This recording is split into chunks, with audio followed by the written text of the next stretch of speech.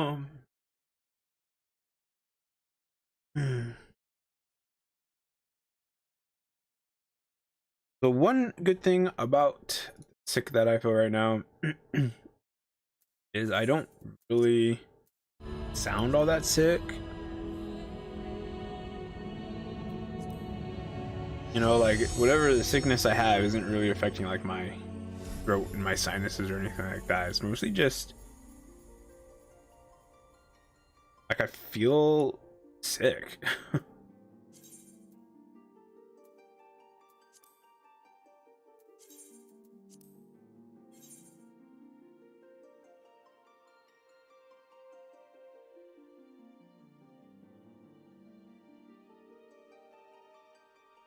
Last night, because I called in last night, and like last night I had like a fever, and it was pretty horrible. Um, so I called in thinking that I was going to still be sick, and well, I still am.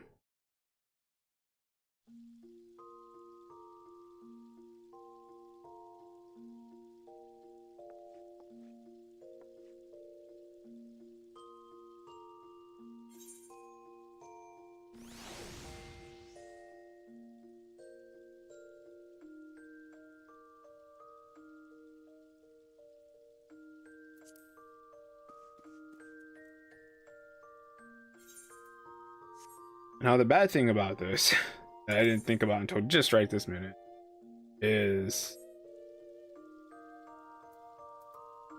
I'm probably gonna have to do a lot of reading.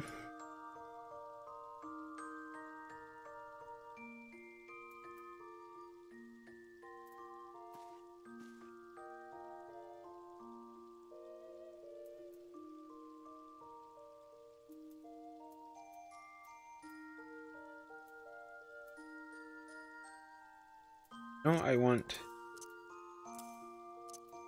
here.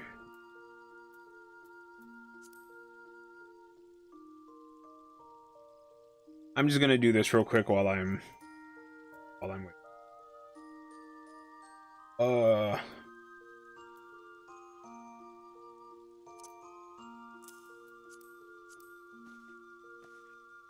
I don't actually remember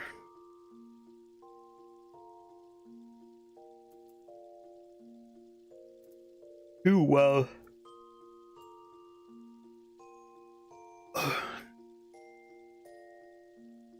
how I had this stuff.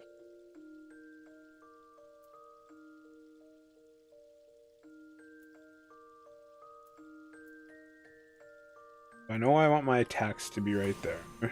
Fine.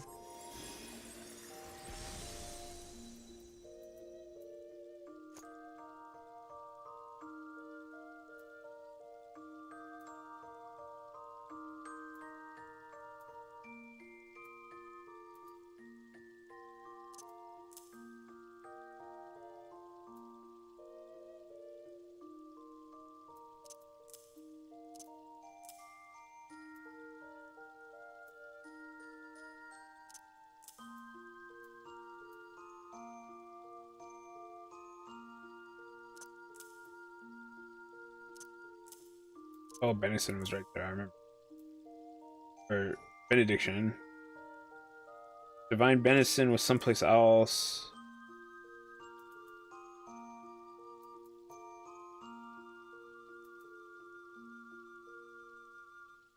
Tetragrammaton place.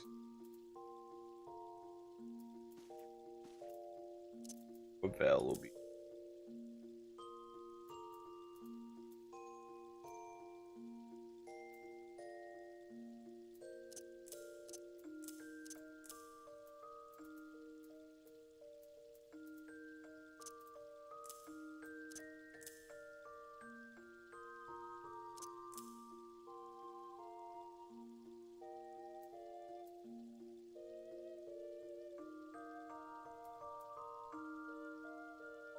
Oh.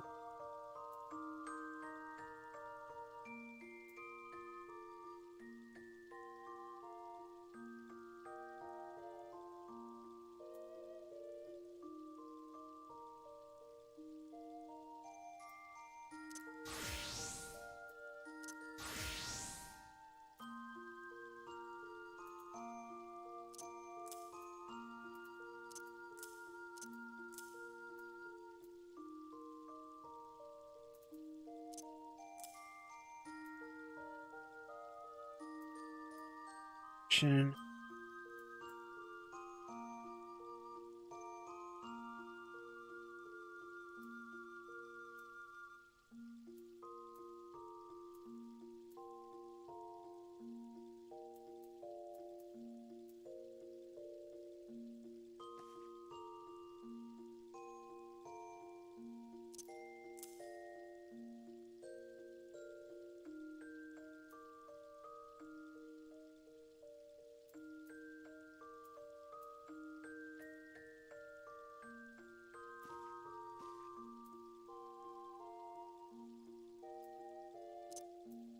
That right there. What I want to be for.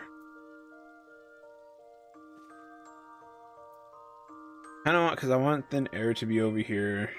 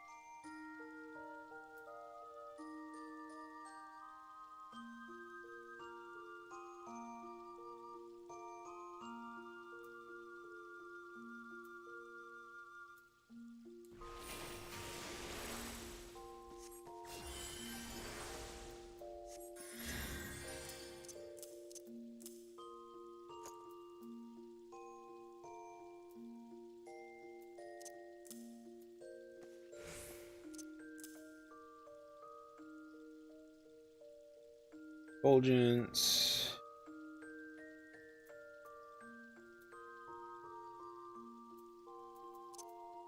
Get that right there.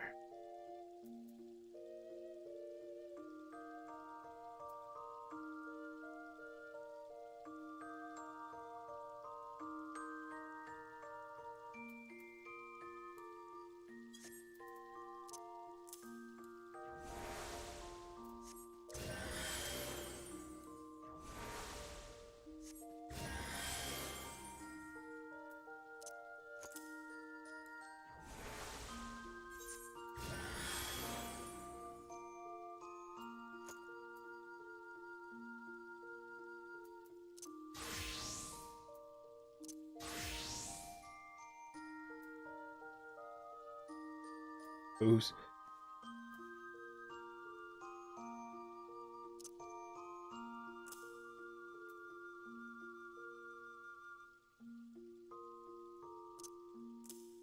Probably put rescue.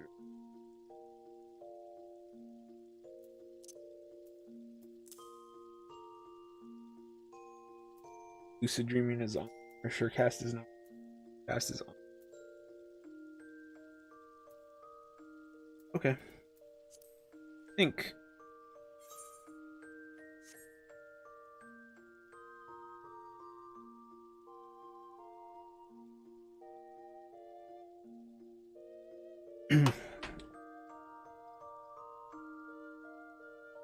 So we are going to start, I think, Tataru's endeavor or whatever it's called.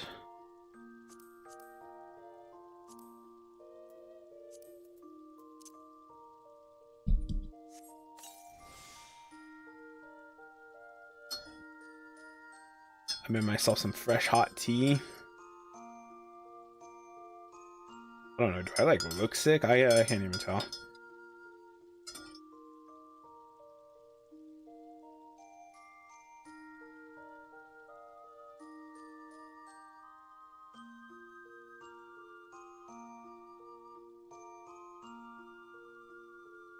Think. Too much.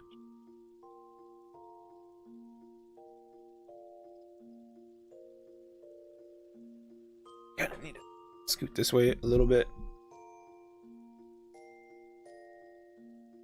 Okay.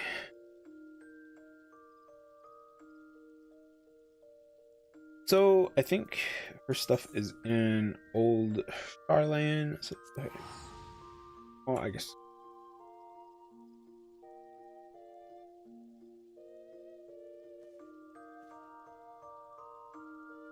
old Charlan, and that one spreads at Han.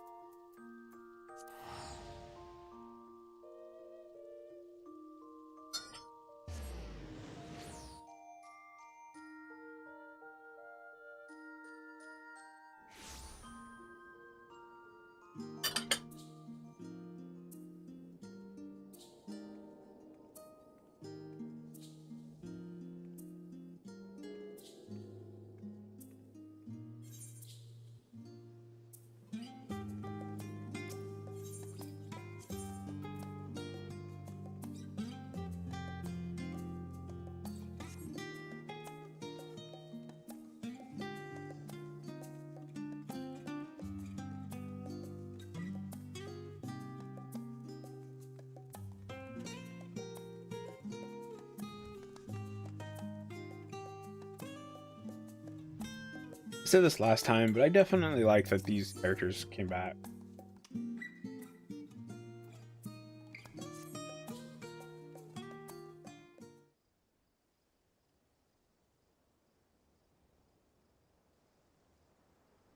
Ah, Haruhi, you couldn't have come at a better time. Do you have a moment to talk?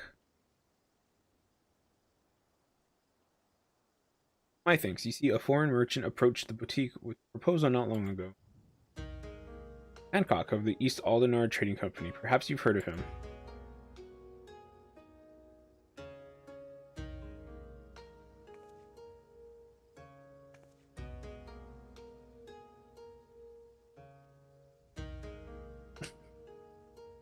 Ah, so you have a history.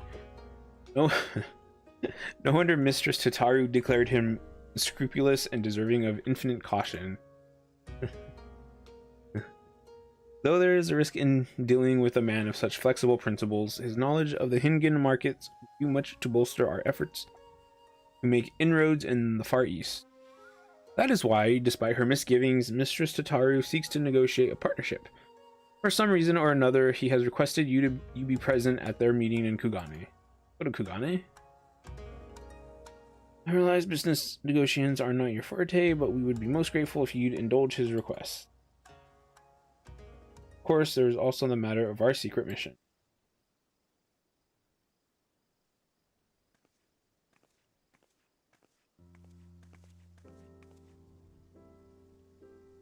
Once it has been fully restored, this gorgeous sapphire will serve as the centerpiece of Mistress Tataru's necklace. I hope that one day she may look upon it as a memento of not only of her mother, but of her many dear friends and allies. Perhaps during your visit to Kugane, fortune shall favor us with the discovery of an additional treasure to grace her keepsake. In any case, I believe that covers everything. Mistress Tataru shall meet you at the Ruby Bazaar in Kugane. I wish you a safe journey.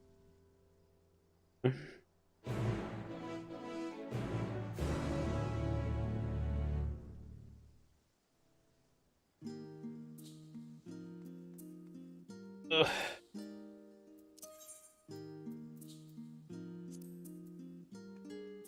What then? I don't think there's an airport here.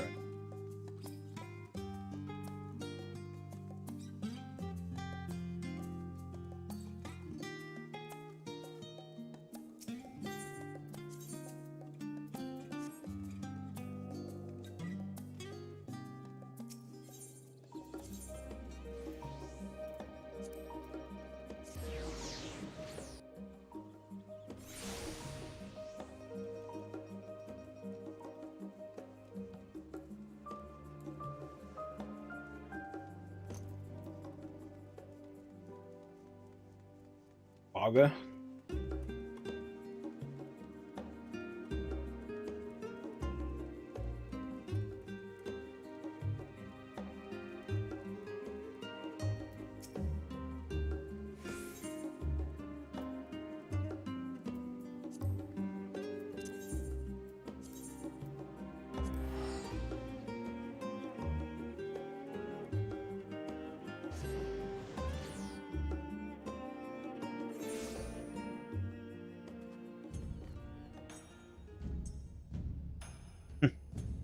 Absol.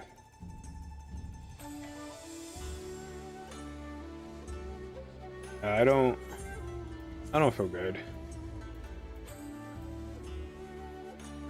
I really should probably not even be.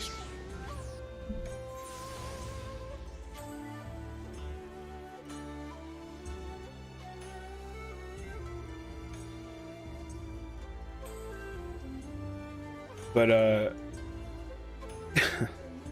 I don't want to talk too much about work stuff, but the boss lady came back from their vacation yesterday, and they were sick.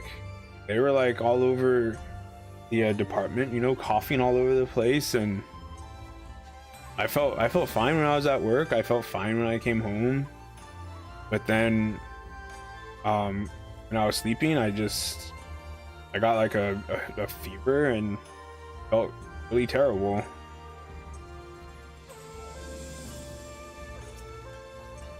You know, and I understand you don't want people to call in sick, you know, when you're a boss of some place, people call in sick, but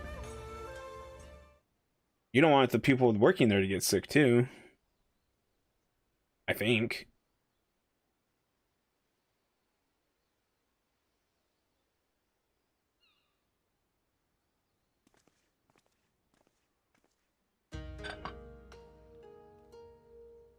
Hey, look, it's Lena and...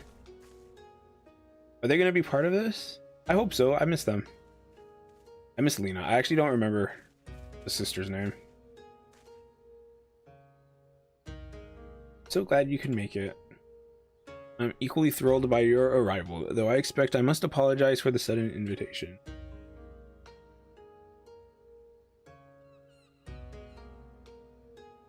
Yeah, I don't think it's anything serious, but it was enough for me to be like, I probably need to not go in today. I'm hoping that by tomorrow, Wednesday, it's completely gone, and then by Thursday, when I go back on Thursday morning, I'm good to go. I'm equally thrilled by your arrival, though I expect I must apologize for the sudden invitation. Oh.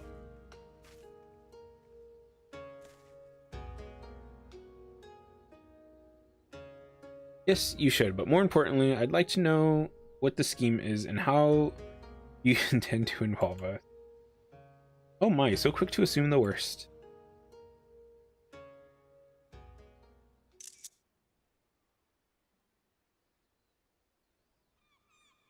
While I would love nothing more than lay bare all my dirty little secrets, 'twould be prudent to discuss my proposal first. But the thing is, like, the other girl that was working yesterday, she's been sick too. And she calls in sick a lot, I'll give him that. But not everybody gets sick and is like done with it the next day, you know? And she's been coughing all over the place as well, and it's just... yeah. Loath though am I to admit it, a draper shop recently launched by the company has not been well received by the locals.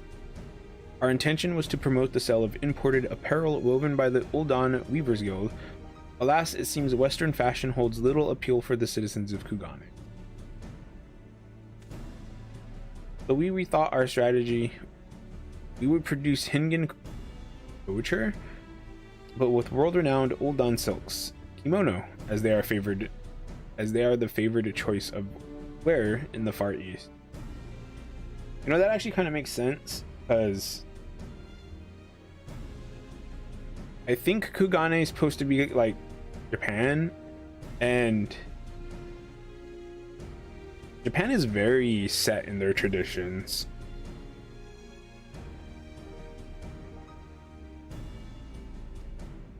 Or rather, that was our plan until the seamster fell ill. It was as I faced the unpleasant decision of abandoning this venture entirely that I chanced to hear of Tataru's boutique and the assorted Far Eastern style equipment they had on offer. You are referring to our samurai and ninja inspired sets of armor, yes? Indeed. By putting your exemplary goods on display, the East Aldenard Trading Company would demonstrate that we, Western trader are capable of making garments suited to the needs of our local patrons. Correct me if I'm wrong, but I have been informed that you wish to establish a foothold in Hingashi and authored. What better way to make your Kugane debut than to have us showcase your quality wares? Not without its appeal, I admit. The perfect venue to gauge interest in our goods. Isn't it just? If I may take your grudging concession as a sign of interest, perhaps we can discuss the finer points of my proposed partnership.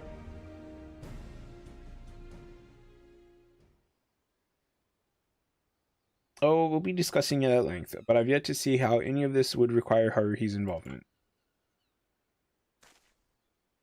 Indeed, I was just about to get to that part.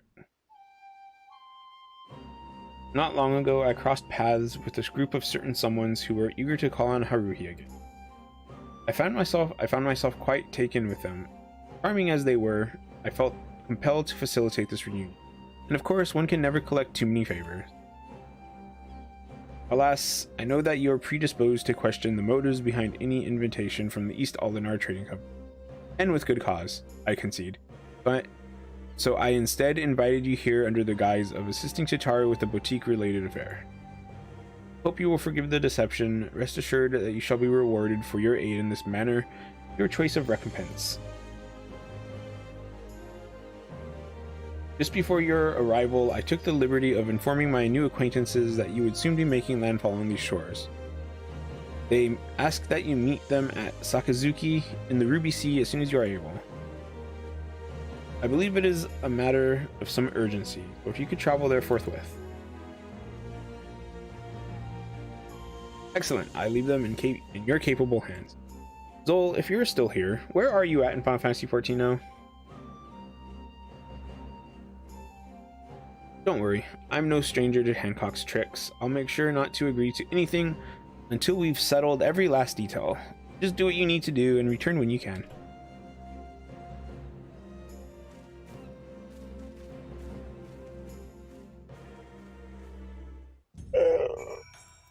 Another thing, even though I slept in, like really, I've been like tired ever since I woke up. I have like no energy.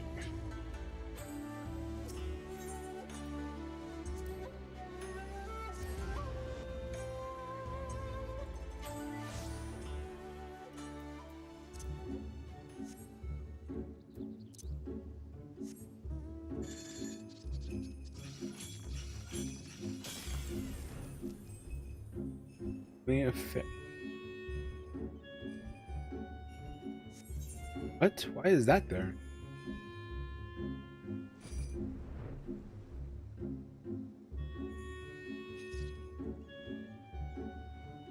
It's always interesting because it's always interesting when you've like done the side quests of an area. Because I've never done these ones over here. Maybe I haven't done those ones. I don't know.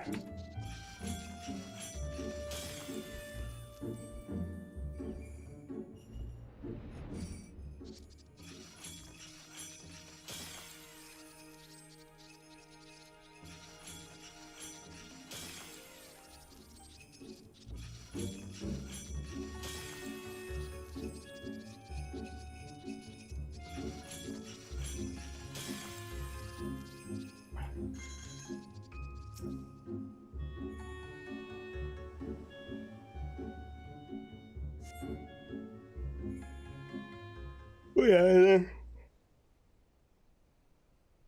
and then once I pushed start stream, I was like, oh, I just realized that this is probably going to be a lot of reading. Apologies, Haruhi. I pray you have not been waiting long. Oh, isn't Soroban like a huge turtle now? Oh. You look surprised. Did Hancock not tell you who requested your aid? Ah, but never mind that. I'm simply glad that you are here.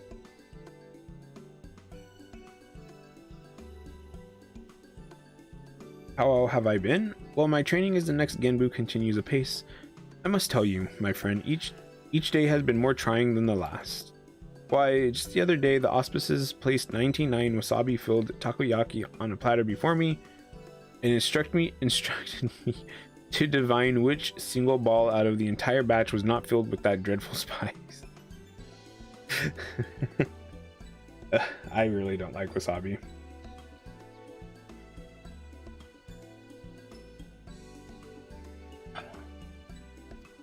Training to sharpen my foresight, they claimed, but it felt more akin to torture. By the end, I was reduced to a dithering sea turtle, swimming in a puddle of my own tears.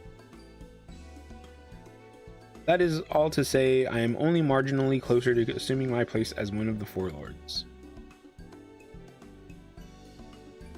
Bah, get to the point already, Sorbonne. Sorbonne. I was just about to arrive at it. Come, my friends, show yourselves.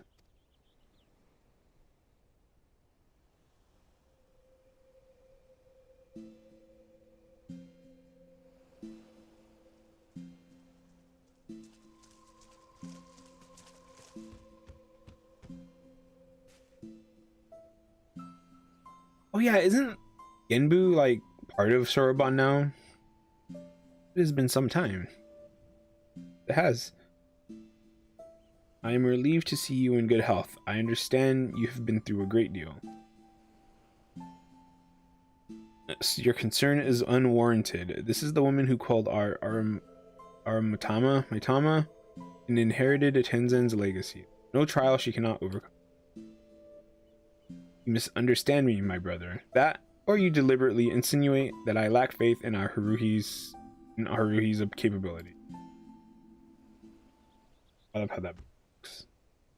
Enough. We indebted ourselves to the merchant to obtain this meeting. Let us not distract ourselves with this nonsense and get to the heart of the matter.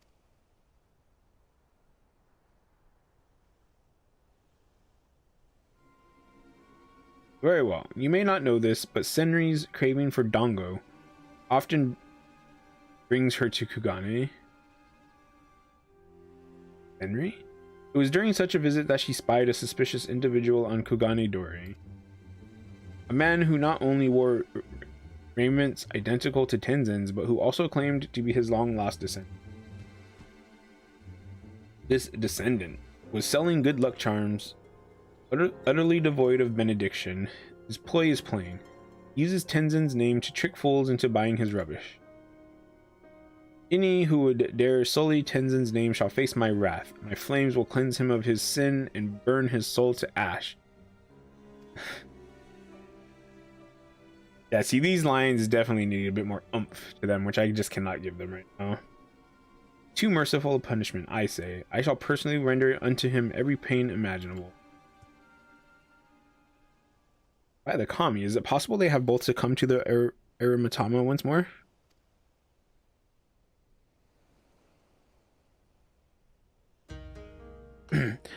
The charlatan boasts of more than an esteemed heritage. He also claims to have the four lords at his beck and call. Insulting, yes, but I would still rather resolve this without flames and torture. But having lived apart from men for so long, I fear we may be ill-equipped to do so on our own. Hence why we have turned to you for assistance.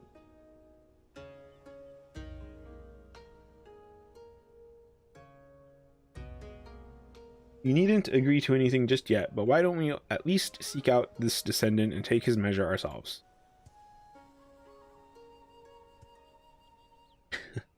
I beg your pardon. Putting myself aside, the three of you approaching any settlement, let alone one as large as Kugane, would surely cause an uproar. Calm yourself, Soraban. You forget we are the four lords. 'Tis a trifling matter to assume a less conspicuous guise. Oh no. Let us reconvene in Kugane. Soraban is to go first, while we three shall make our own approach separately to avoid attracting undue attention. Just in case.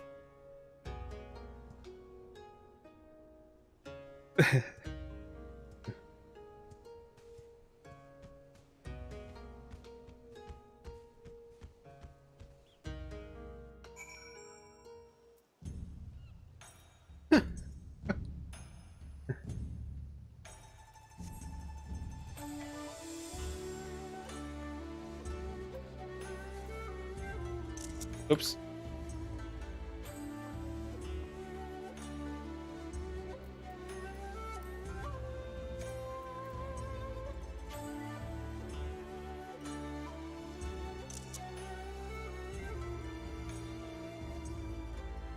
She had chicken.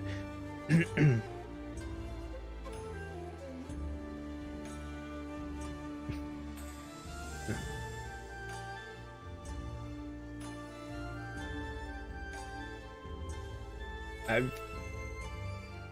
have too many screenshots. They take a little while to load.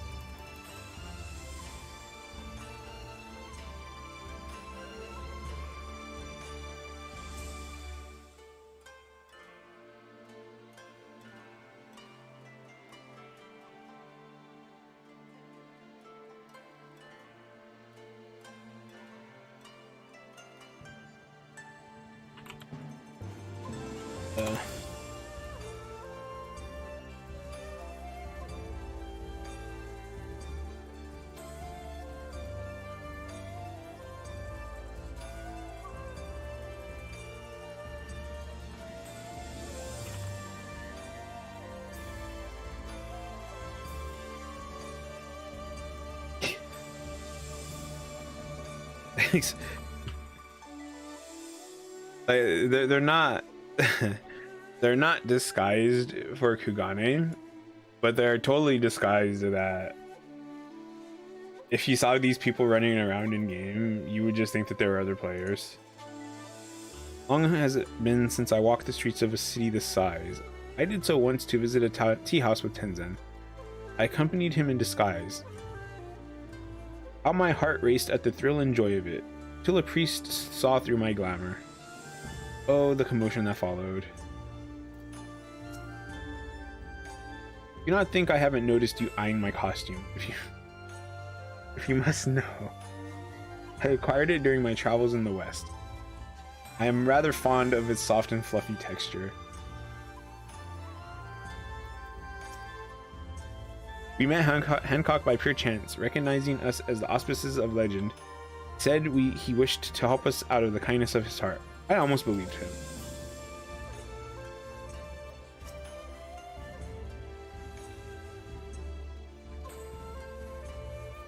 Okay, let's go.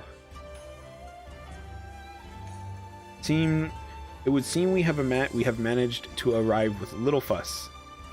Only the kami know how long our presence will remain secret. Again, with the needless worrying, our disguises are perfect.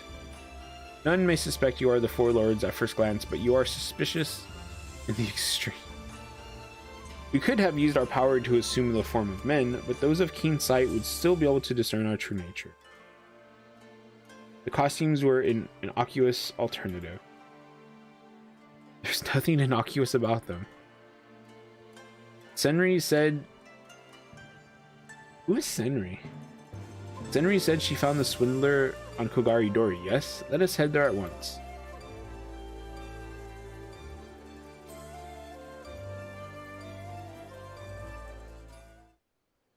Oh, there's actually a cutscene? Okay.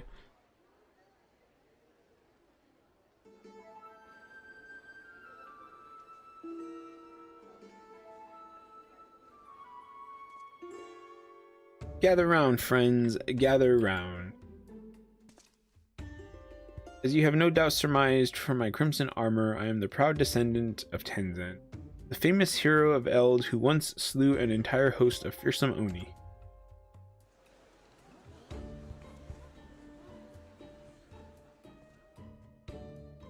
But do not take my word for it. Behold.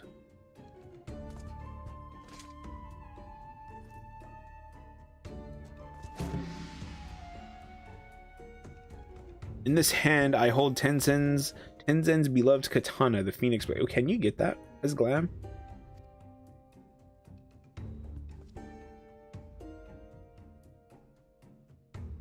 I don't know what it looks like. But if he's got the Phoenix Blade, then he must be who he claims.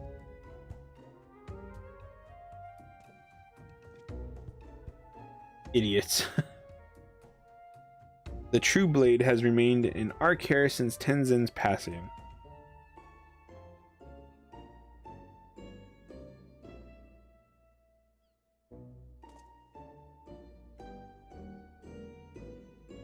Something seems off.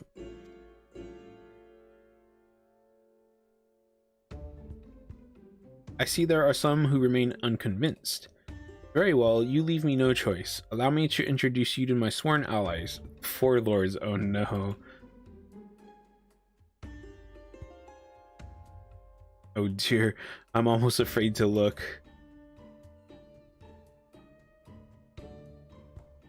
Your signal, I expect my money's worth.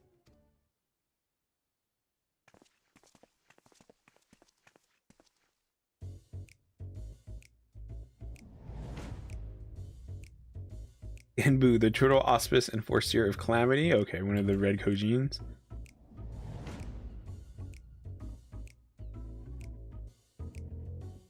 The avian auspice and master of the flames of resurrection. I mean, I do actually like how she looks. Seiryu, the dragon auspice and devourer of young maidens. And last but not least adorable, we have Byako, the small.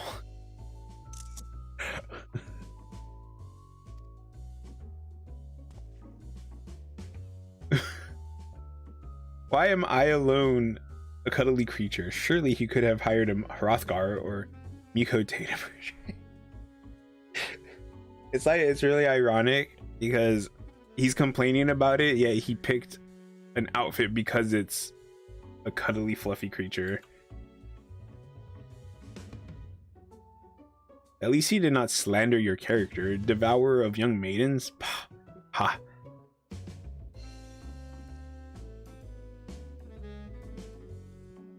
I like that Suzaku didn't say anything. Like she's like, oh, she's beautiful. I'm okay with it.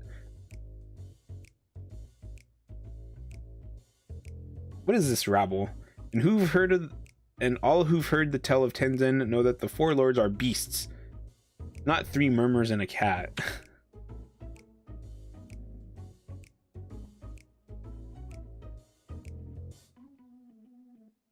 These are the glamoured forms they assume so they may roam the realms of men undiscovered. Surely you can imagine the chaos that would ensue if they went about undisguised.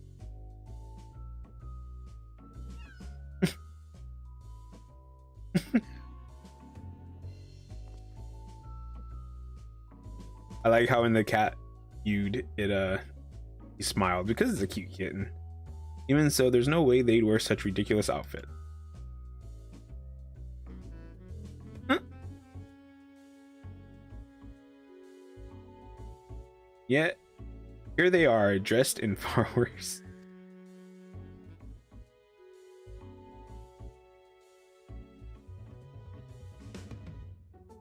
This farce is infuriating. I will not abide him making mock of the bonds we shared with Tenzen. We are of one mind, my sister. He must be silenced.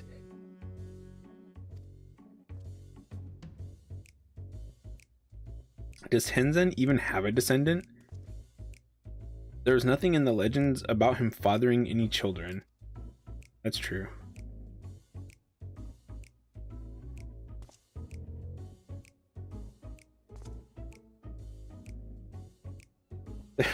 But there was mention of one who loved him more dearly than life itself. I, the woman to whom I owe my storied lineage, is none other than the sublime crimson beauty standing before you, Suzaku.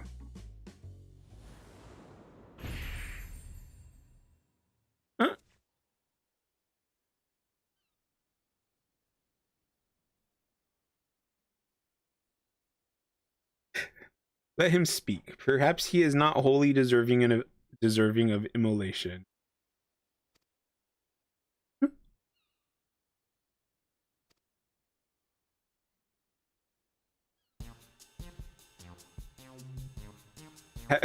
The music. Having proven my ancestry to your satisfaction, my lords and ladies, I bid you partake of my good fortune, for I have auspicious wares with you today to share with you today. Tenzin put countless oni to the sword long ago, 'tis true, but only by the grace of these miraculous good luck charms. Just one will confer unto you all manner of fortune, good health, a happy family, scholarly achievement, financial success, romantic fulfillment, and much, much more. But that's not all. Purchase a charm now, and I'll even throw in a stylish strap featuring a 4 lords design of your choosing. My stock is limited, so be sure to buy while supplies last.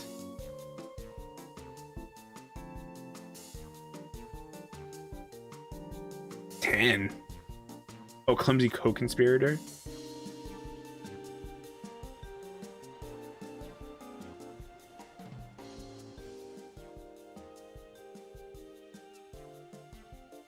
My blood boils to see Tenzin's good name used in this manner. As does mine. We cannot sit idly by and allow this to continue.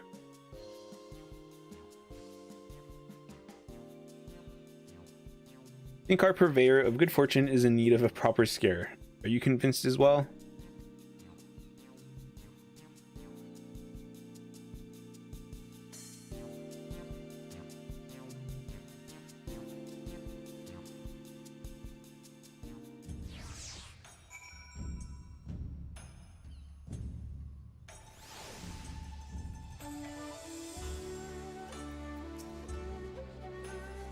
Lest you worry, despite his preposterous depiction of me, I have no intention of harming the swindler. That so many would fall for such an obvious deception, no matter the age, mortals see only that which they wish to.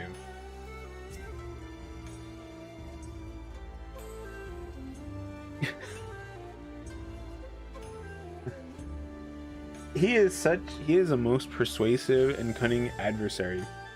I was very nearly convinced I had given birth to Tenzin's child.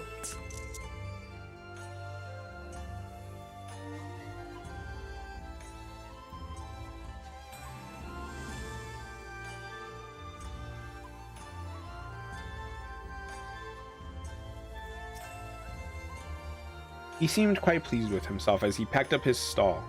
Business was good, no doubt. How shall we proceed? Here in preparation, we all saw how deftly he countered accusations of fraud. More clever approach is needed.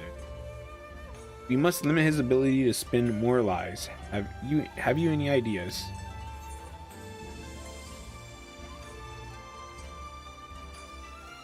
The presence of the 4 lords should be more than enough.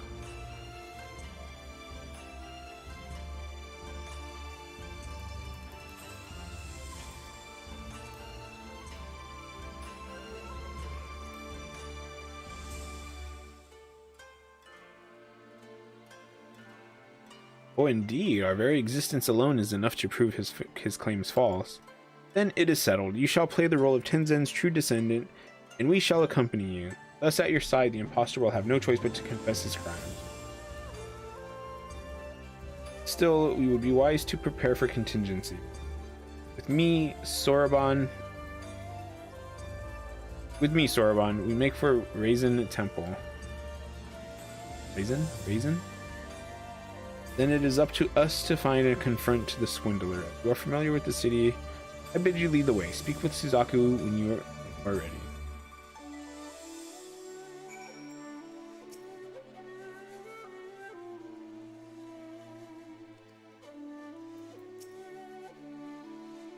His customers may have seen where he went, so let us begin by questioning them. I would also know more of his true identity. Of all the heroes of legend, why claim Tenzin's name? Oops. Answer may help us to stop him without resorting to violence. Since some of you apparently lack the stomach for it.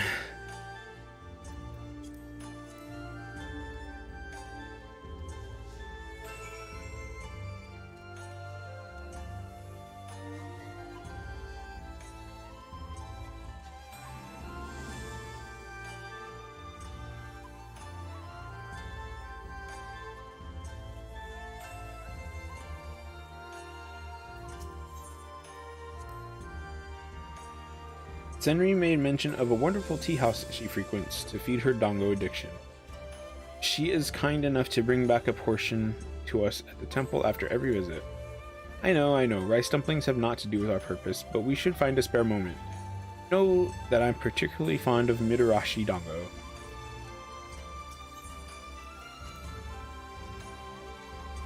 This experience brings to mind the days when we traveled with Tenzin. Never one to sit still, he would pursue every opportunity for adventure, heedless of the trouble that would invariably follow us. Invariably follow for us all. I gather you are cut from the same cloth.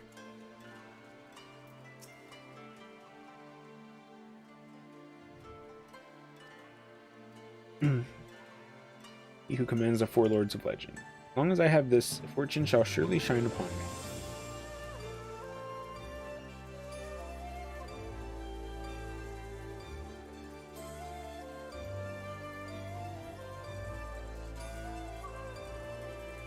One from yourself, you are sadly out of luck. The merchant selling them said that was the last of his stock, and he did not think he would be able to acquire more.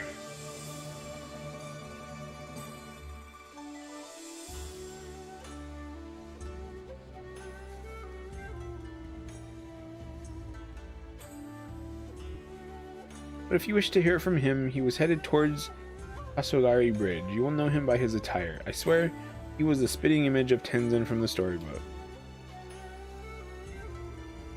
Others might have taken note of our queries.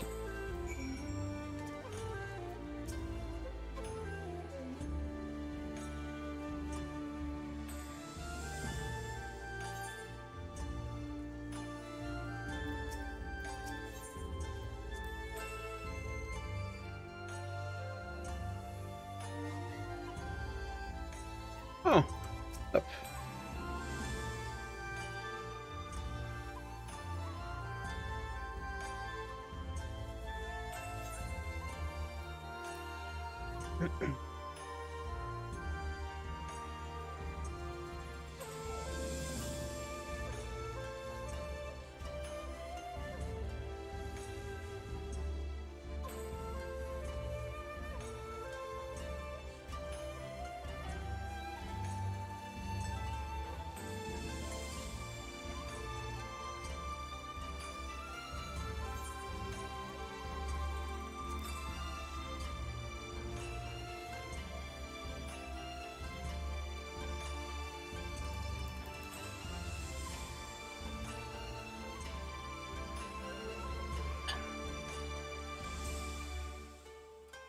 I really like Rana Miko.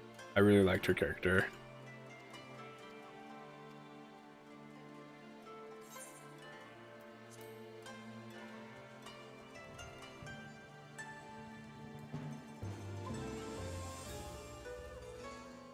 Oh, whoops. Wait, how do I get up there?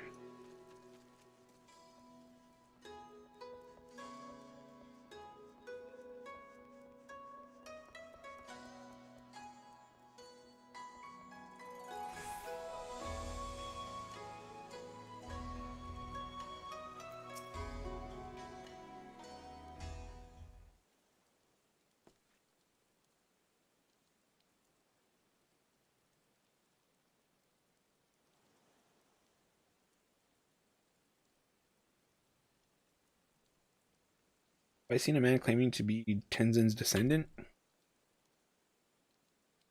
The one who was selling good luck charms by the dozens, you mean? No, he didn't come this way, but Kami give me strength. I'll never understand how some can be so gullible.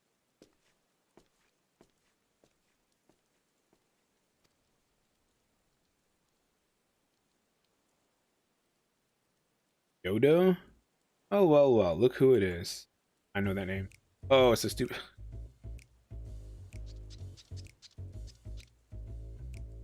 It has been quite some time. What brings you to Kagane this eve?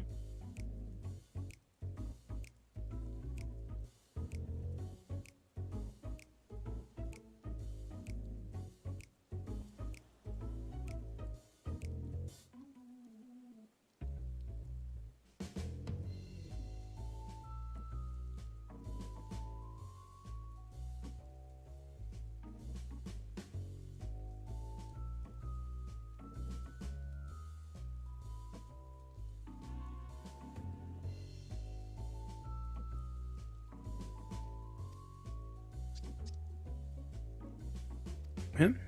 My peculiar and suspicious friend, there's there's no merchant in Kugane who hasn't heard of the entrepreneur. I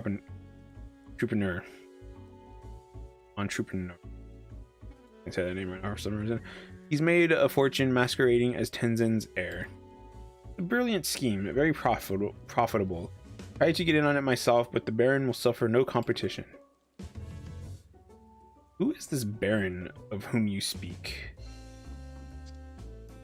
The soy sauce one. Who else? Kageyama. The soy sauce. Dangerous man. Yes. With fingers in every pie. I fear him almost as much as I envy him.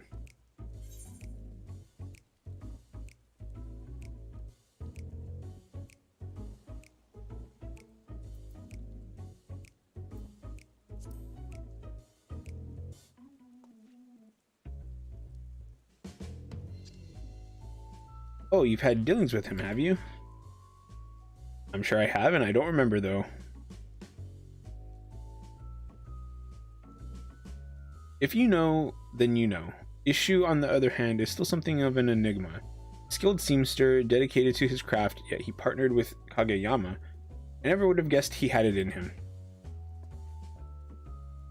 There's more to this than meets the eye. We must investigate further. Have you any idea where Issue may have gone? You want information? Yes, I want coin. Give me coin and I'll give you information. That can be arranged. If you are willing to journey to Raisin Temple, our friend Furry can escort you. A temple?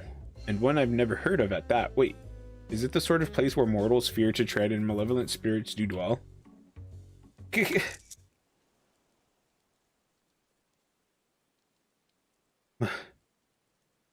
Malevolent spirits? No, just some ominous, just a somewhat ominous crystal.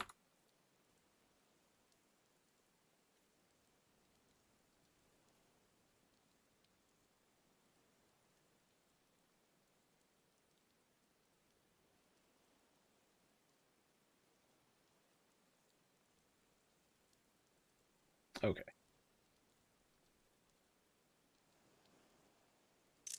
Oops.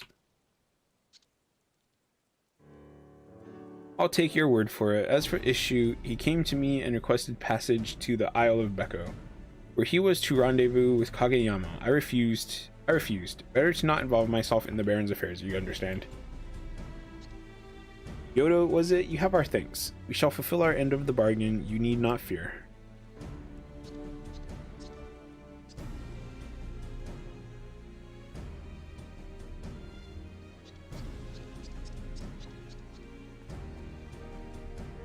There's no time to waste. I shall have a messenger instruct Byako and Soroban to meet us at the Isle.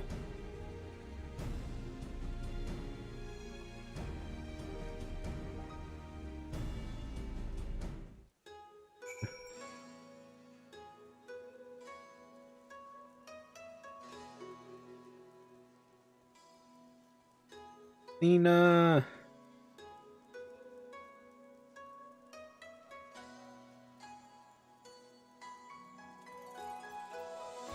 I really liked it.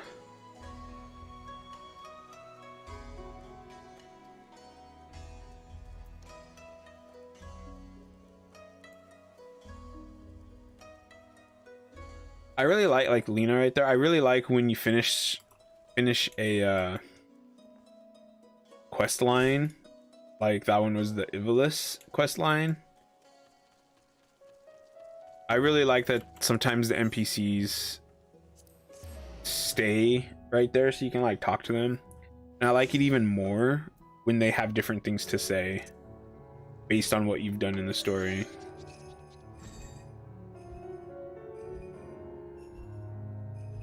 Oh.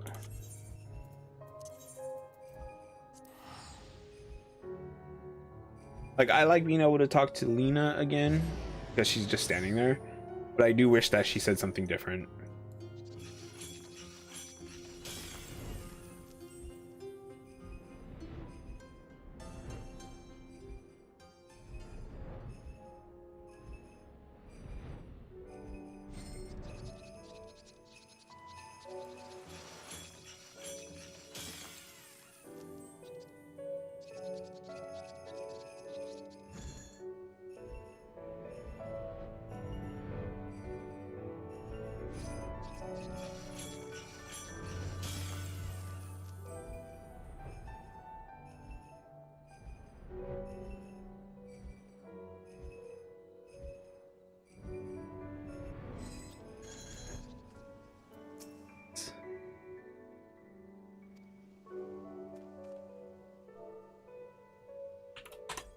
Be right back.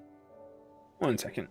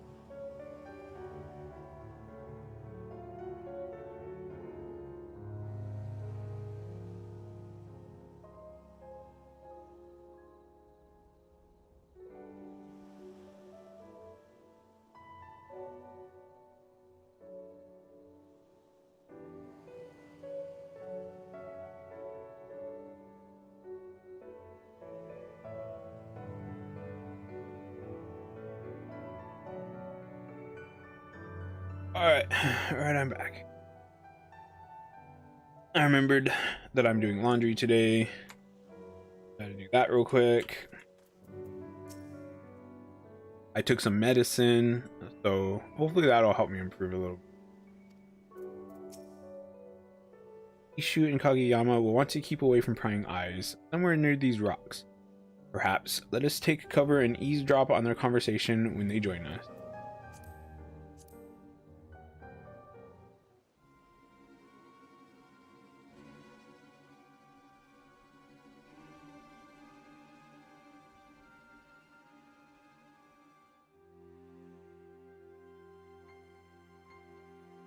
Yahaha. A fine day's work, Ishu. It pays to have fools for customers. Master Kageyama, please, this cannot continue.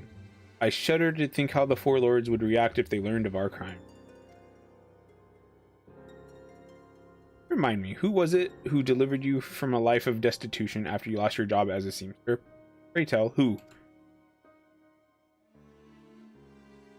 You, Master Kageyama, and I am forever grateful for your help, without which my family would be without house and home. But even so, what we are doing is wrong. Want to wash your hands of this dirty, dirty business and be a seamster again? Is that it? Well, once the truth comes out, and I would see that it does, who would dare to trust you? No, Ishu, you're going to continue the act, or you and your kin will starve in the streets.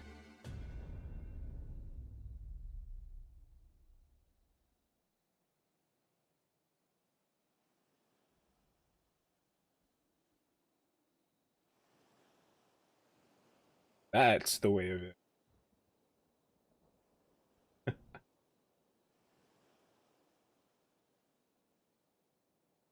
Ishu was coerced by Kageyama into this performance, and for his family's sake could not stop. Indeed, in light of this, how shall we proceed? Put the fear of the kami into Kageyama. I like that one.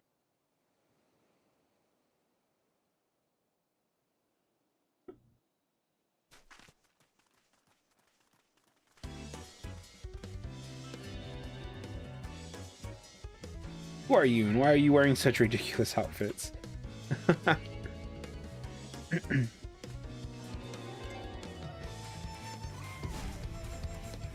Hearken to me, mortal. I will suffer you to sully Tenzin's name no longer.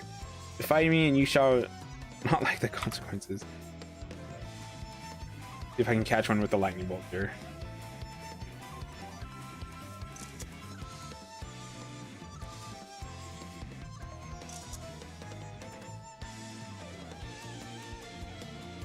Oh, that was a good one too.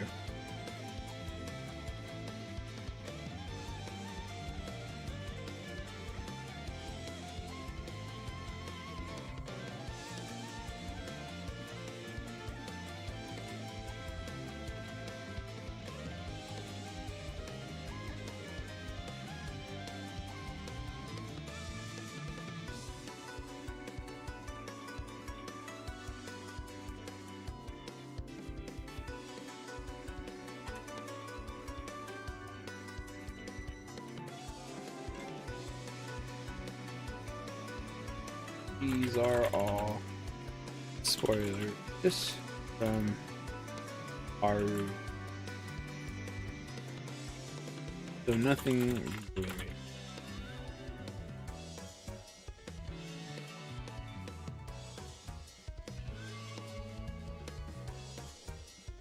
made. Solely Tenzin's name, you say. His flesh and blood are free to do with it as they please. Unless you can prove that Ishu is not in fact his descendant, I suggest you get out of my sight.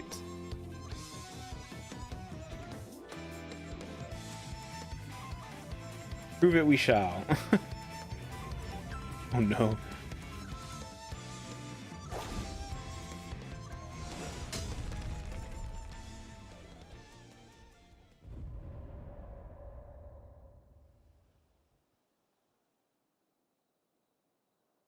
It's time we revealed our true selves to these mortals. Ooh.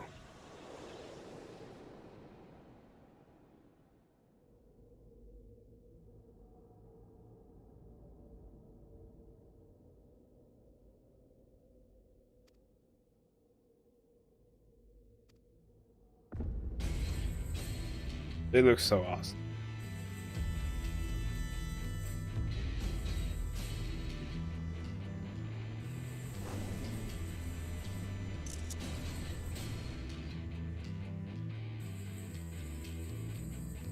Flame-kissed katana you hold in your hand is that the Phoenix Blade?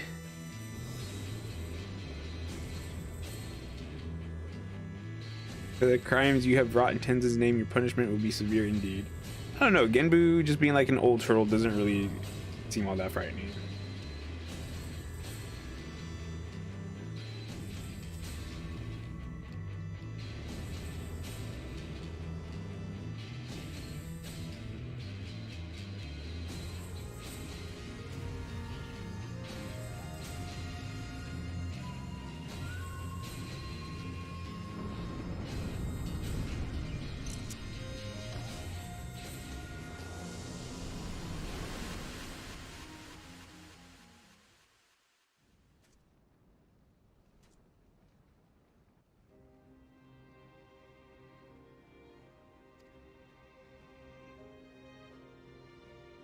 Not only do you possess the Phoenix Blade, but the four lords themselves stand at your side.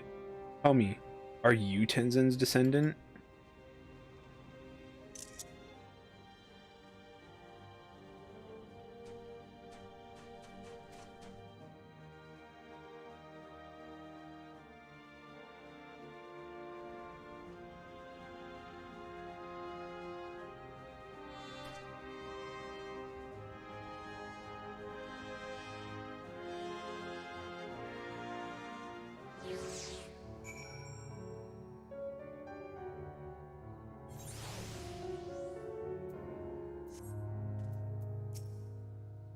I do not blame Master Kageyama for fleeing in terror. Yet, as odd as it sounds, I did not feel as though you meant me harm. It's thanks to Fury that we made it here in time, and now we can rest easy in the knowledge that Kageyama's scheme has been ended.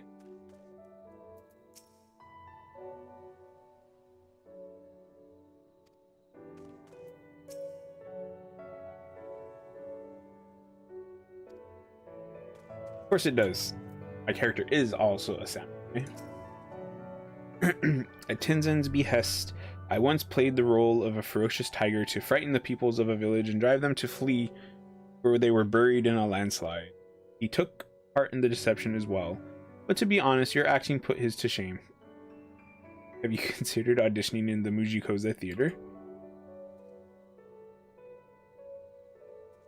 Honored lords and lady, and descendant of Tenzin, I know not how to make amends for my sins. Though actions speak louder than words, I wish to say I am truly sorry.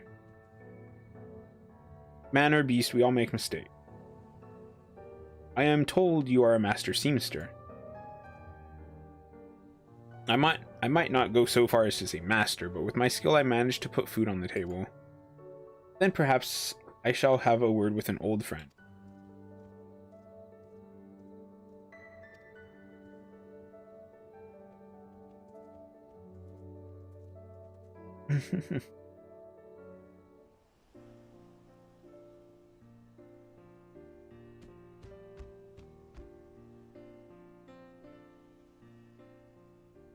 This is far enough. It is past time we returned home.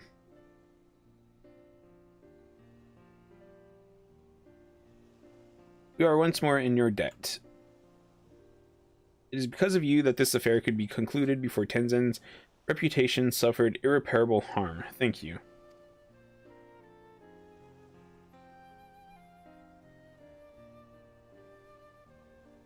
Now that you are no longer bound to Kageyama, what will you do?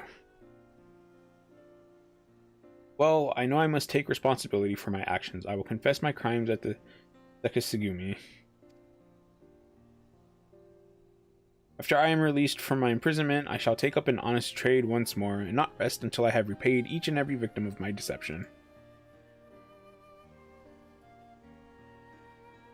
Ah yes, I had been meaning to tell you, but I will let Hancock explain when he arrives shortly. He's going to be going from being indebted to Kageyama And then he's now going to be indebted to Hancock. Dreadfully sorry to have kept you all waiting.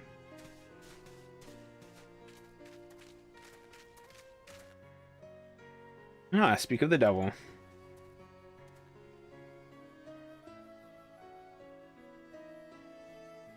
And the urchin girl came as well. It has been far too long. You're looking green as ever, Soroban of the Blue. Once again, Genbu, that's Tataru. Tataru.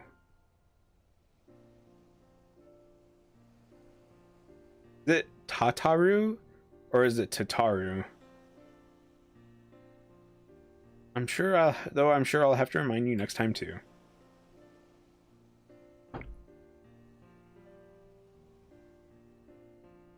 You are Issue, the seamster Soroban spoke of, yes?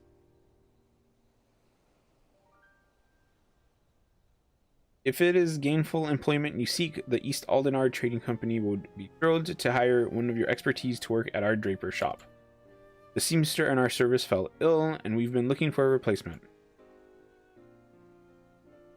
I cannot accept, for once I confess my crimes to the Sekisugumi, they will surely imprison me for a time. Ah yes, the Sekisugumi. I had a chat with them not long ago. They are aware that the scheme was contrived by Kageyama, and that you too are one of his victims. You will be required to assist them in their investigation, of course, but you needn't steel yourself for even a brief incarceration.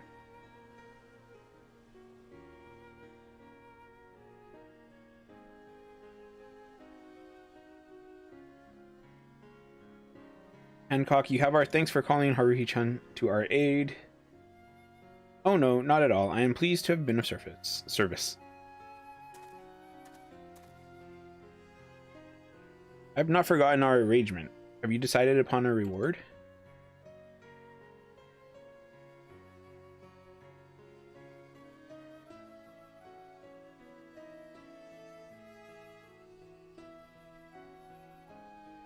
Oh, how that warms the heart. Material to help restore the keepsake of a dear friend. I have just the thing. I won't spoil the surprise now, but do look forward to it.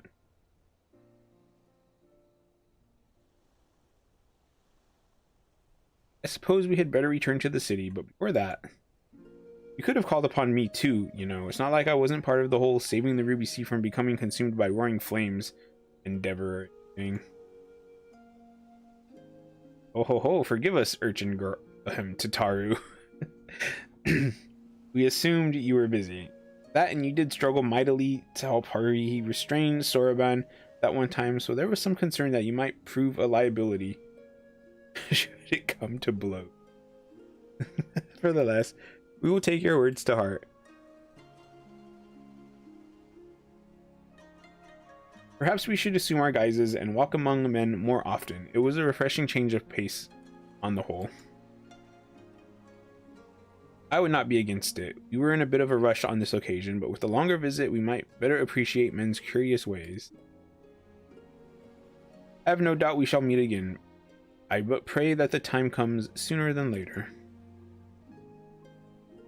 You and me both.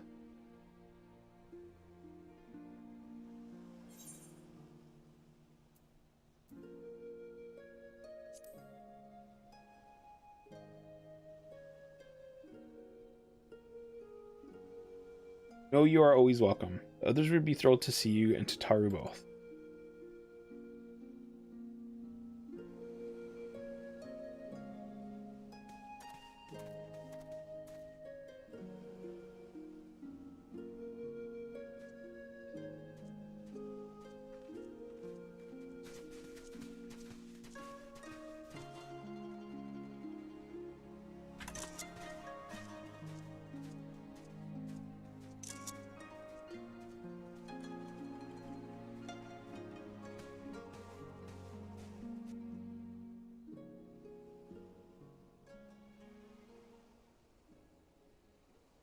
Now then, I say we resume Soroban's training upon our return to the town. How long is he going to have to train?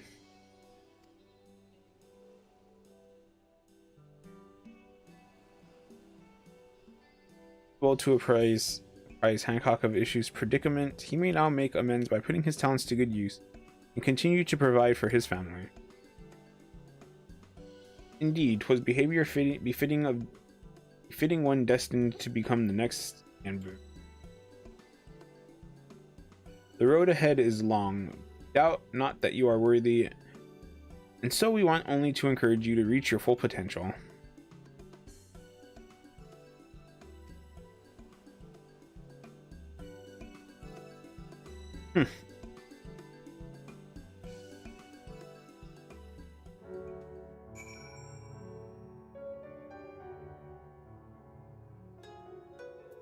There's an issue.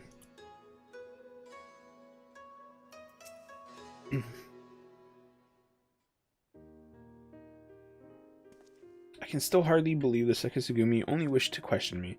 Master Hancock must have a way with words. Speaking of which, I believe he and Mistress Tataru will be joining us shortly.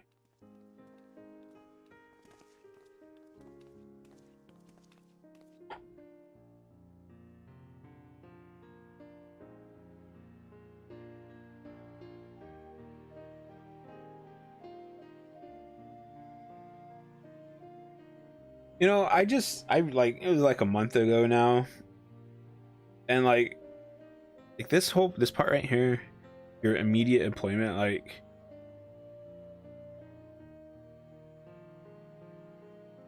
the employment process, at least here, like in America, like it's terrible.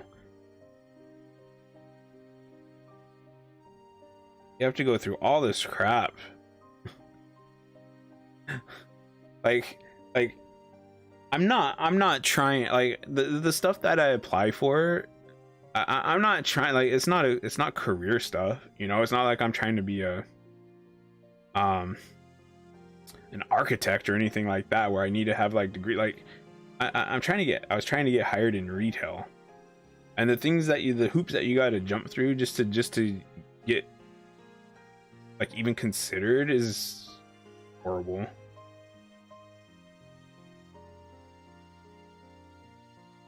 Like, if I was ever like an employer, you know, I guess of my own business, basically, because people in established companies have to follow their rules or whatever.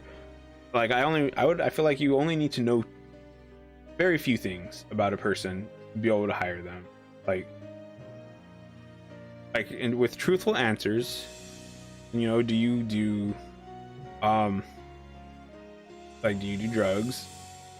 And like, you make it to work, you know? And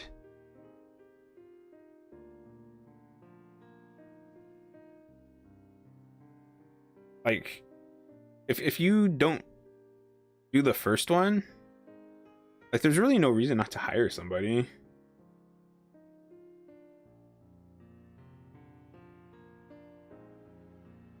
I don't know.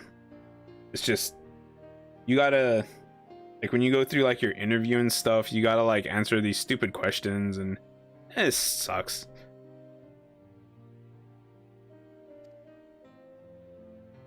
I do not deserve such kindness. I will do my best to earn my keep.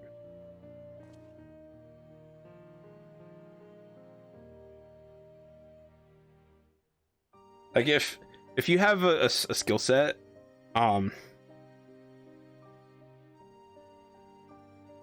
and you're like this dude, you could, like, somebody, like, you say, you know, I'm good at shipping and receiving, and a place is just like, okay, well, we'll bring you on, and like that's it. Like they would hire more people, but the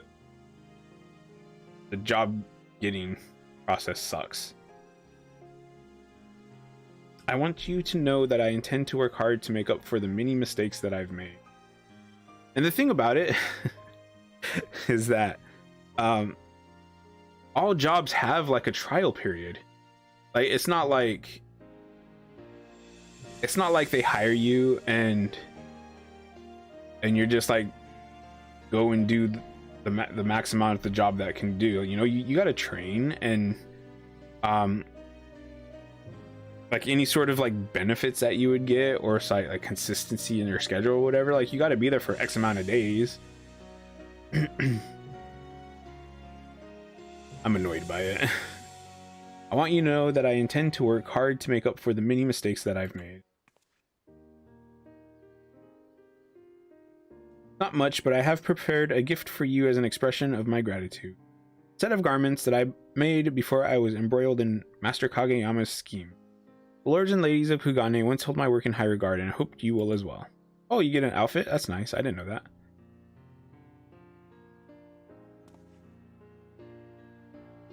You will also find a little something for me included within. A well-deserved reward. Wait, what exactly did you give her?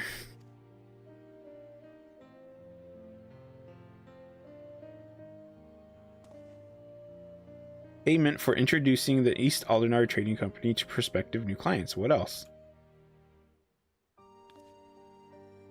I can't say I'm surprised you would try to peddle goods to the four lords themselves, but still, have you no shame?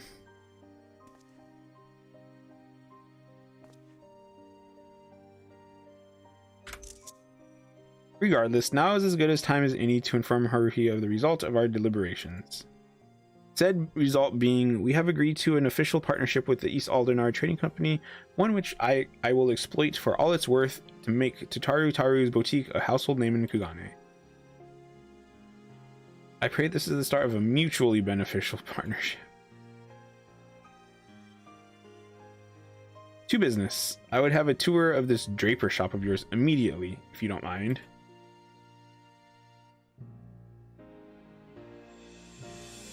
Sorry to cut things short, but time is money and I have precious little to spare. Once you've seen to any other unresolved matters you have here, I'd be grateful if you'd return to old Charlan and inform Medina of our new arrangement.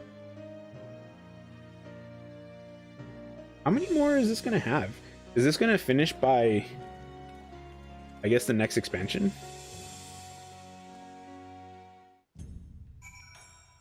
I don't even...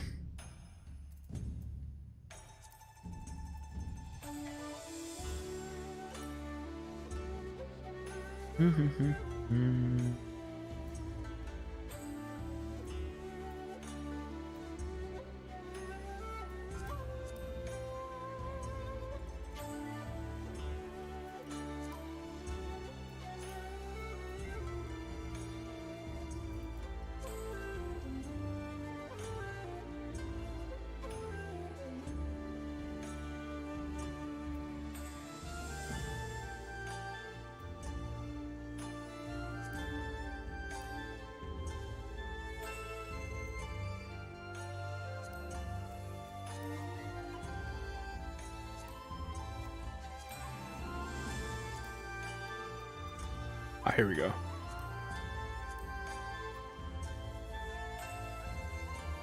Okay, yeah, so we had the one where it established Tataru's business, and then we had this one which was with the pirates.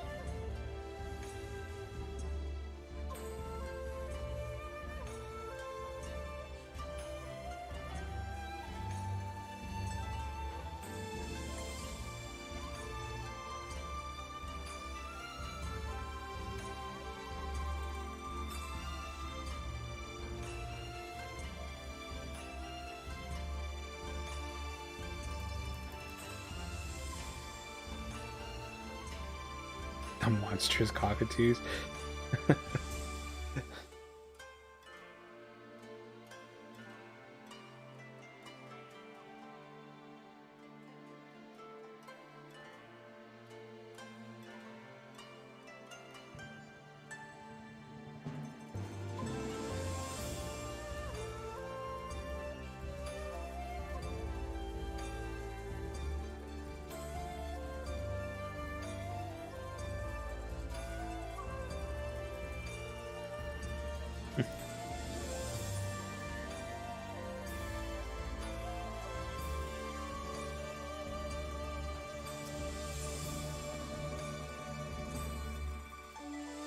Another thing I'm really interested in, I'm really curious in,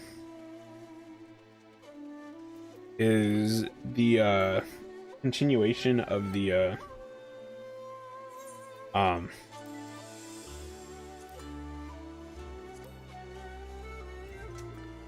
tribes stories. So like when you finish all of these ones in Stormblood, you get a special like singular tribe storyline that continues the story.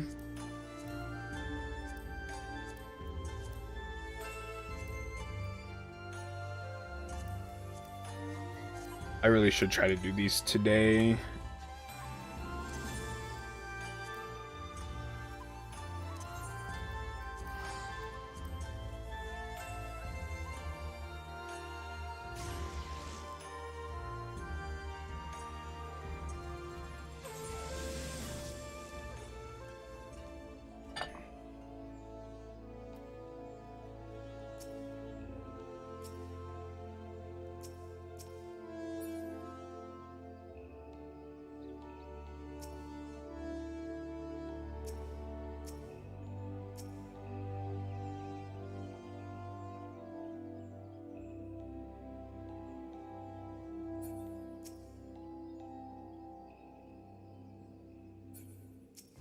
I don't need that.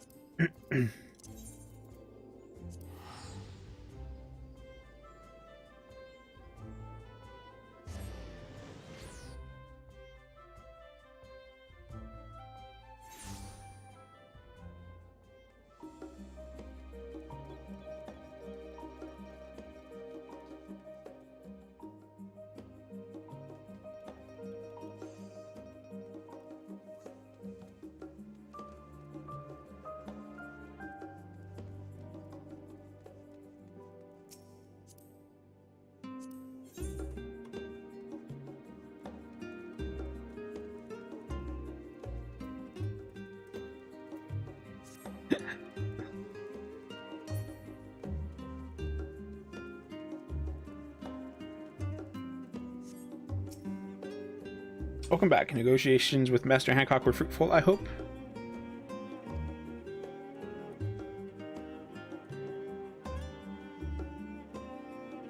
Well, I expected nothing less from you and Mistress Tataru.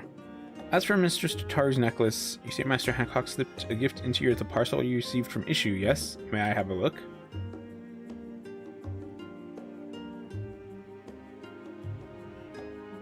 Goodness, my goodness, what a stunning set of garments. They certainly offer a taste of the Far East. As for the item Master Hancock set aside from Mistress Tataru's necklace, by the sisters of Black Pearl. Do you have any idea how rare these are? They can only be harvested from black lip oysters in the Ruby Sea. Cannot be certain until it has been incorporated into the necklace, but I believe the darker shade will serve as contrast to the brilliant sapphire centerpiece, and make it stand out even more. To part with such a precious treasure, Master Hancock is either very wealthy or very well connected, or both. We would do well to maintain a good relationship with the East Aldenar Trading Company. But that is the boutique's concern. After all you have done for us, I am sure you want nothing more than a good rest. Thank you again for your continued assistance. When next we discover a client we'd like to add to our ever-growing list, I hope we can count on your assistance once more.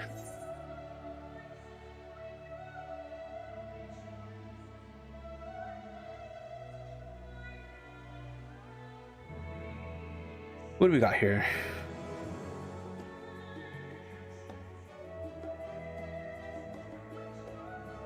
I don't know.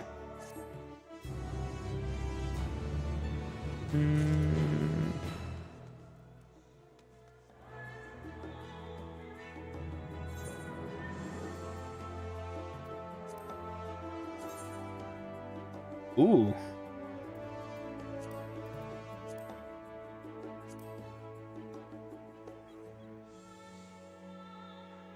That does actually look pretty cool. That I don't really care for. I actually don't like those sandals either, but they look very traditional.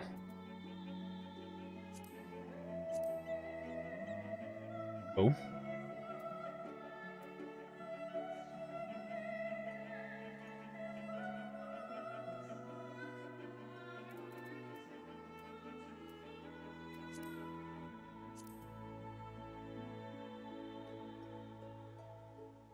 But yeah, I do like that. It's perfect for samurai.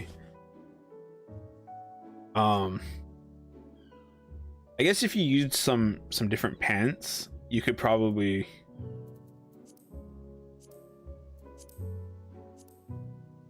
have this work for monk as well.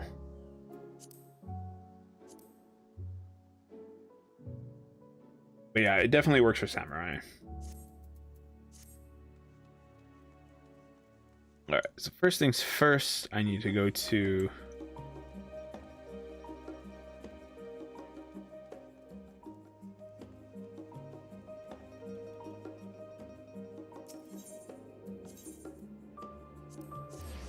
put this crap in the glamour dresser.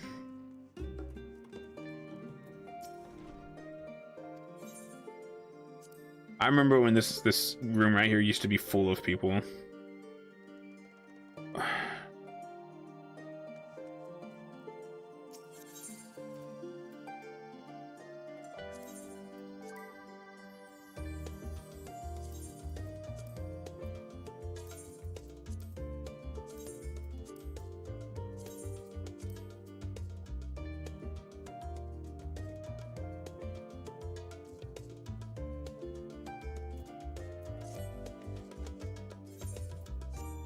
Okay, now we need to go to Radzat Han.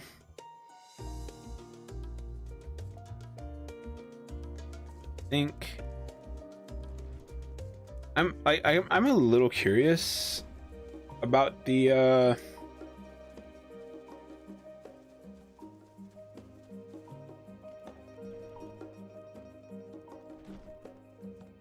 story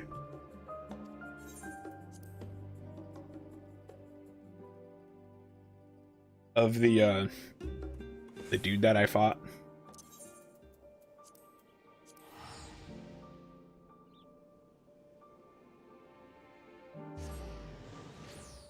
Yeah, I'm curious. I'm curious enough to go to like want to go see it.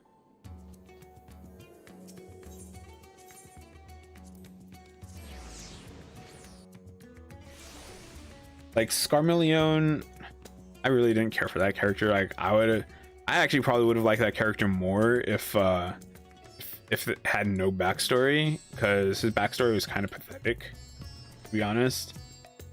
But Barbaricia, that's her name, right?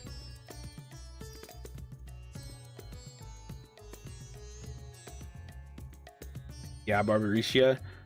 I actually really enjoyed her backstory.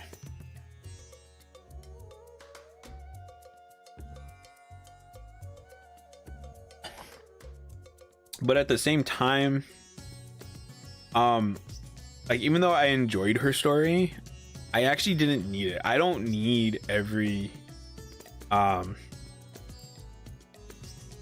enemy character to have like a backstory to try to make me feel like sympathetic with them or whatever.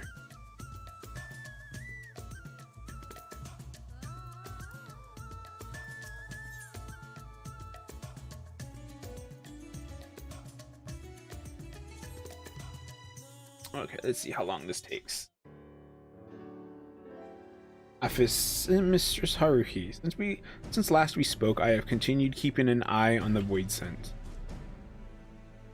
While the creatures have given me no reason to believe that they pose a danger, the rest of them remain at large. My fellows and I have yet to come by any eyewitness information, but their forms being what they are, they cannot have gotten far. I mean, it's been a while now. Of course, it would make our search easier if they were likewise drawn to Radzat Han. My other selves have been telling me about their adventures. Truly, your world is a fascinating place.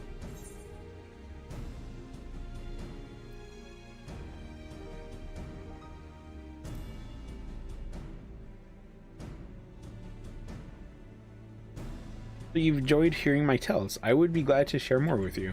Once I found the rest of me, that is, the others have more knowledge of mighty voidsent, you see. The sensation, could it be?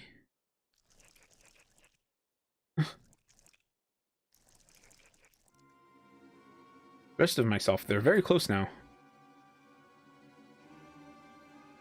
There's 4 of them, and unless I'm mistaken, they're somewhere in the city.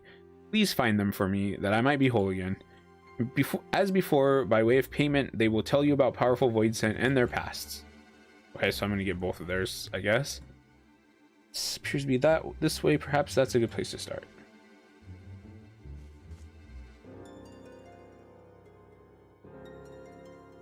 The rest of its fellows have appeared in the city, then you had best track them down. Oh.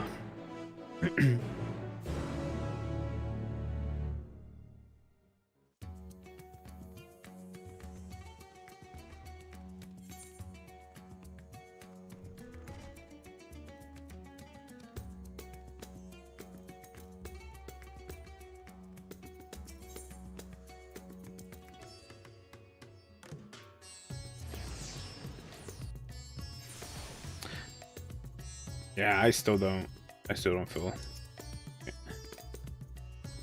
I still feel like my energy is pretty drained. Hopefully that stops happening by tomorrow. Because while I don't mind calling in for a day of work, like Tuesday, Wednesday, like by Thursday, I'll still go in.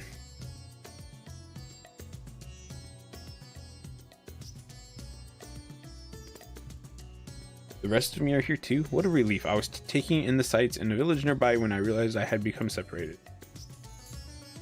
I'm glad I've decided to follow the clamor and head to the city. There are so many mortals here, so many beautiful buildings.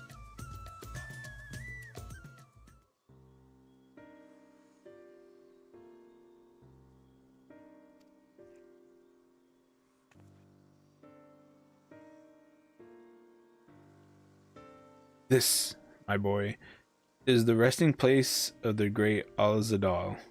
Oh, it is? Centuries ago, he journeyed here from the mainland and helped to end the war between the Matanga tribes, an act which laid the foundation for the nation of Rajasthan. So it's thanks to him that we all get along? Ah, a tome. A place for mortals to remember their dead. It calls to mind people from my own past.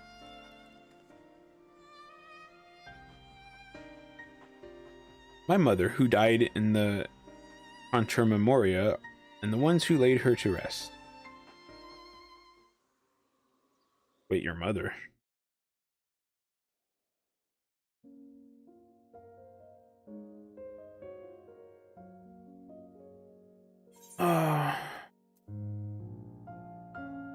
Long ago, there lived 2 powerful mages. Kind of wanted to auto-continue and not read. It was said that none could match, read out loud. None could match their might, yet they nevertheless continued to hone their skills at their training ground, atop a peak called Mount Ordeal. Oh, wait.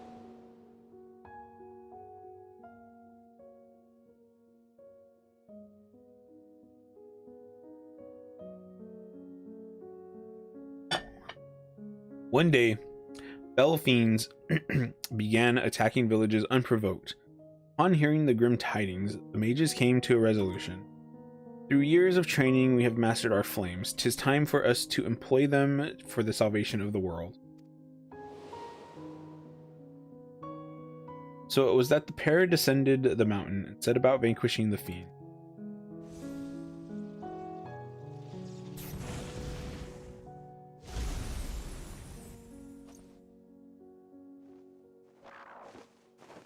Just that one left.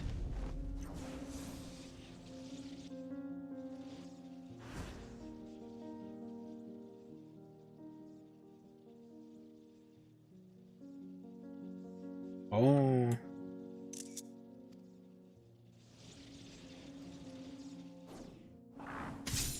Ooh.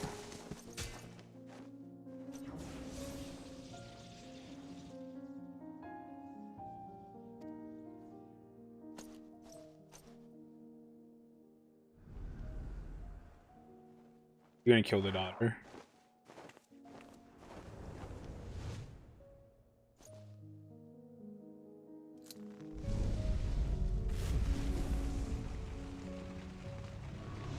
That's a horrible predicament, to be honest. As a child of her age, you know, she doesn't understand, you know.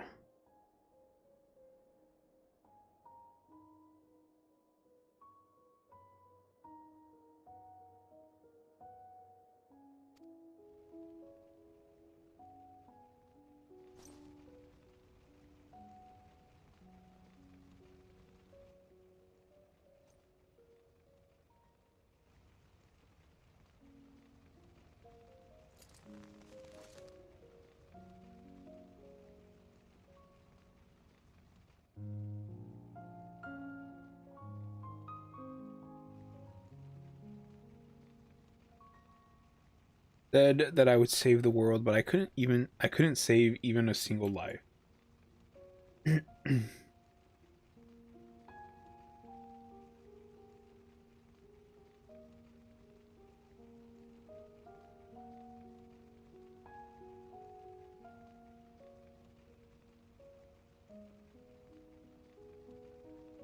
My flames were meant to be like the sun. They were meant to protect, to keep warm and light the way. And yet,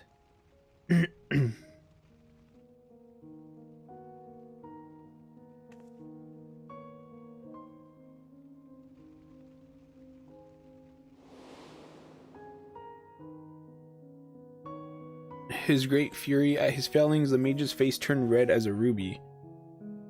Thus did the girl choose to call him Ruby Conte. The mage returned to his mountain, where he buried his comrade. On the gravestone, he etched words of admonishment, and continued his training alone.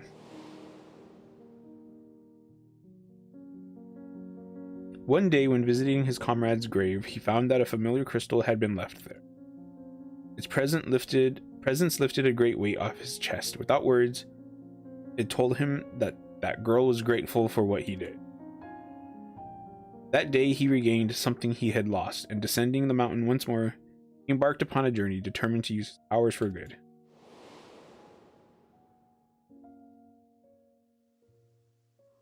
So then, were they duped by Golbez?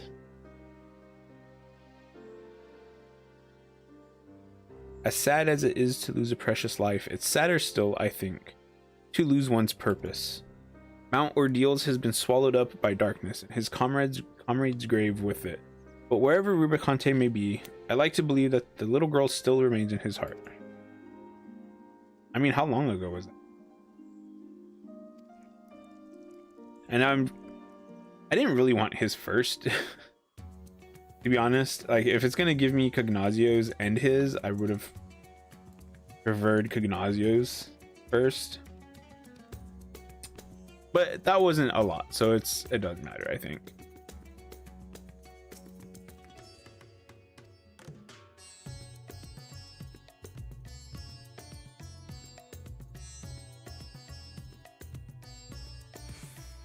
The cosplayers are still here. So the rest of me are safe, thank goodness. It was worth risking myself to let the others escape. No sooner had we arrived in this world than we were attacked by fearsome creatures of stone.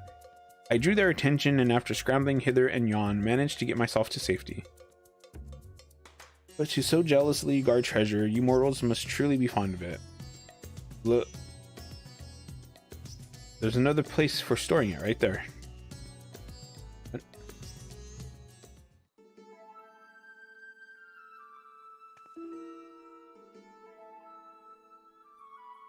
They say it's mountain after mountain of treasure in there. We just need to find the coffers that act as portals.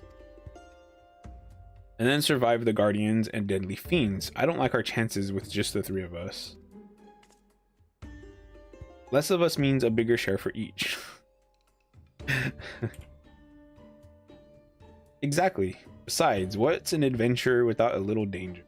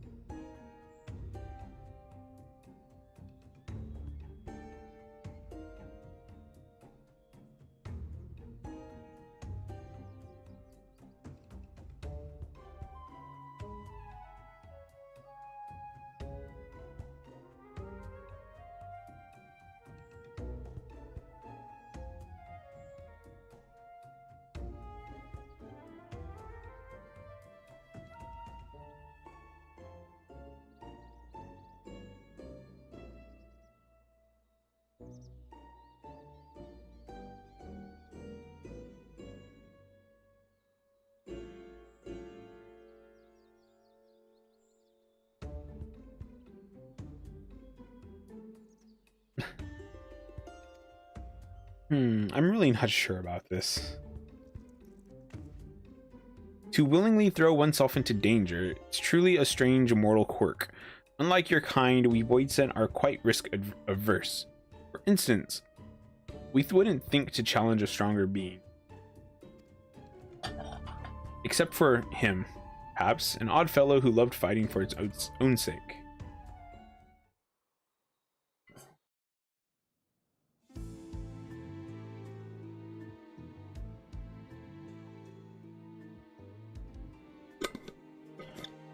His name was Cognazio, and there was nothing he feared in his domain. Employing deception, he trapped his foes and drowned them in a bottomless mire. It mattered not how strong they were, all fell before him. Yet, despite his victories, he never felt truly satisfied, and through a chance meeting he would learn the reason why.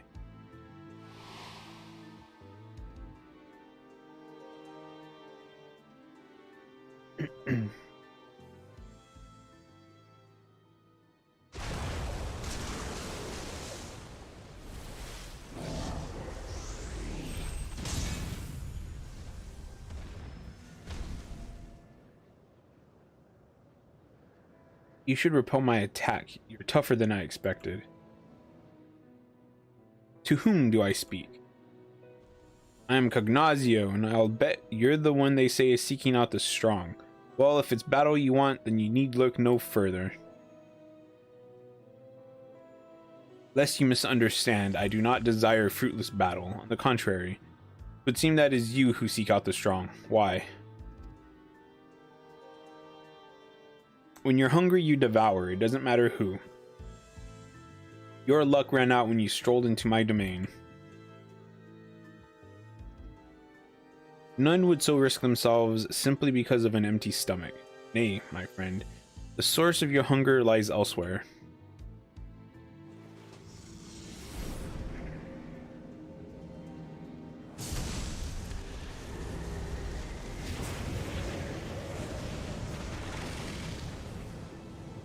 What is this ether, so pure and sublime?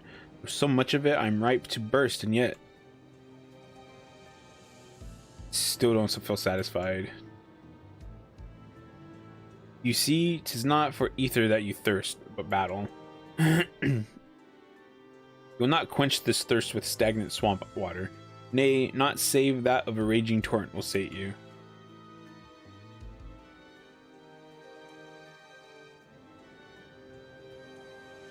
What do you mean?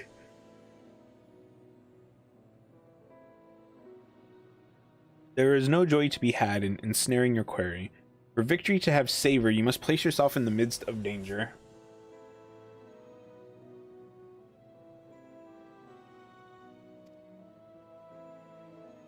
You join me, I shall see to it you never want for dread foes to grant you satisfaction. What say you?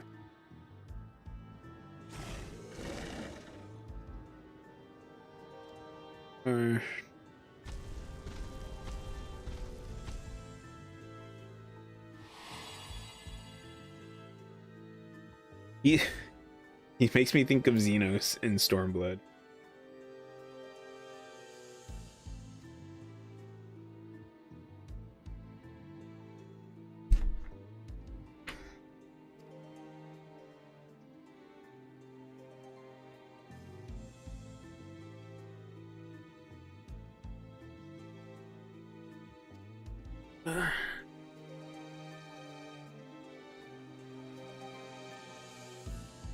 But the thing that I'm okay with about these side stories for them is yearning so strong nothing else matters. Do you have such a thing driving you to mortal? The nice thing about them is that they're pretty short. Like, you're not spending a lot of time backstory.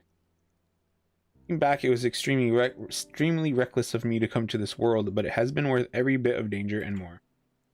Can't wait to share my experiences with myself. I'll be on my way now. Thanks for coming to find me.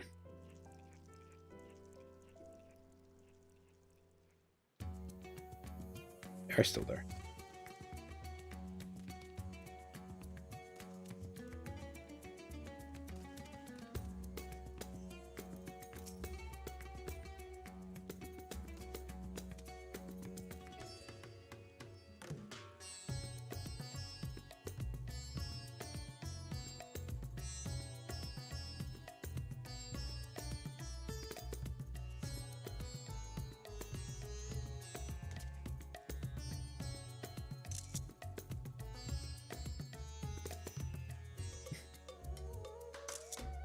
Nobody's here to see that I'm doing that.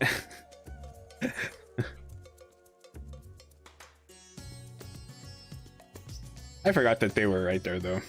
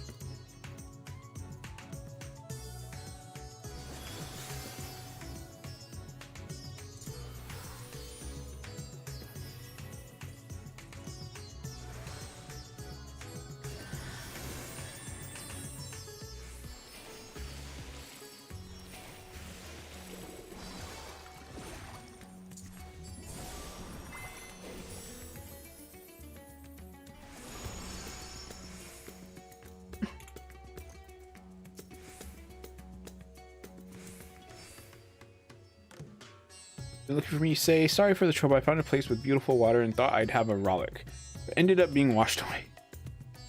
I tried to get back upstream, swimming against the flow, and had managed to come this far when you appeared. After all that effort, I'd like nothing more than to reunite with my other selves, but you've been promised a tale, then you shall have one.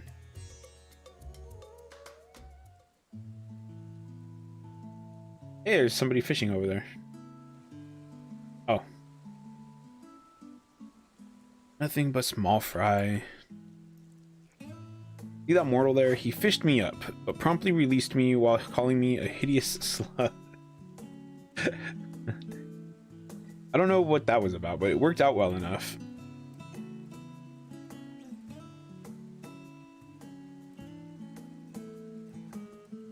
Oh, to be out in the open sea and catch something big. But until I can afford a halfway decent rod, I'll just have to put up with this tired old fishing hole.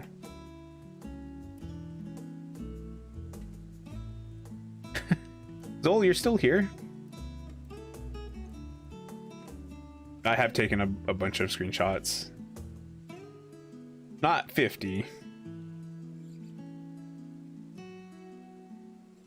A bit more than I thought, though. 21. So you're not all that far off.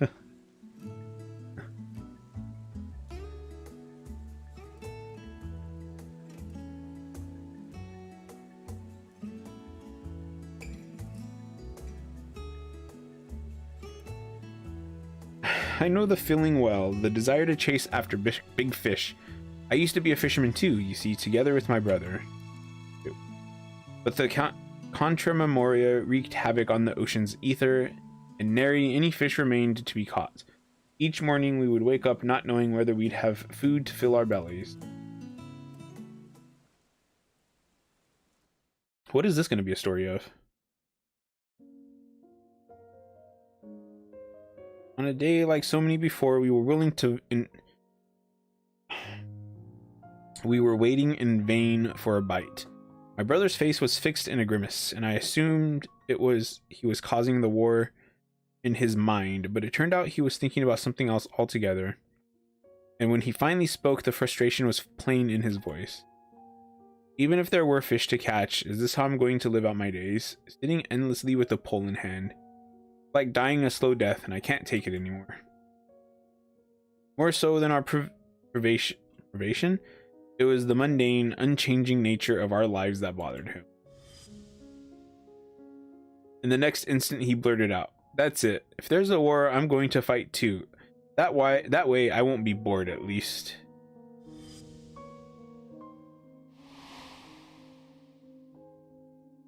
And just like that, he threw aside his rod and set off, right into the thick of the conflict.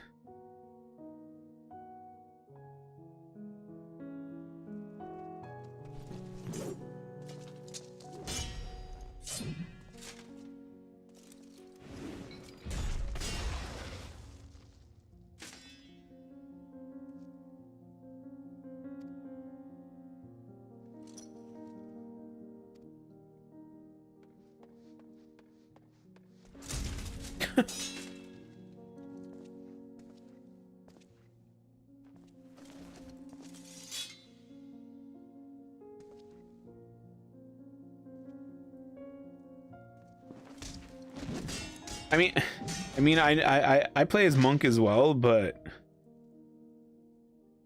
if going against somebody with a sword just does not seem like the best idea if you have fists. Wherever you are, I'm in your debt. Having exhausted my powers, I was all but defeated. And now none remain to oppose me here. Perhaps you would consider serving me? You would be well rewarded, of course. I could grant you riches, castles.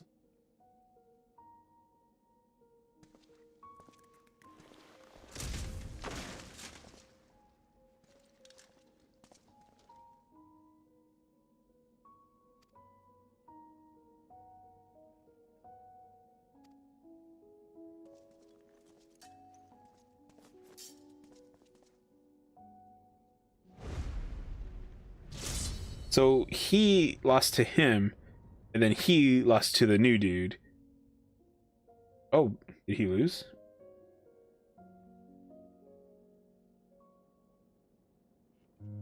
No, okay.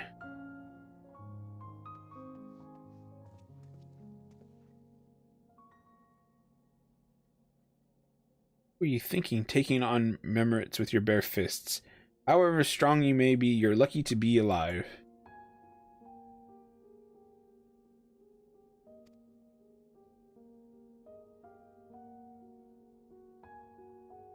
Yes, I've never felt so alive.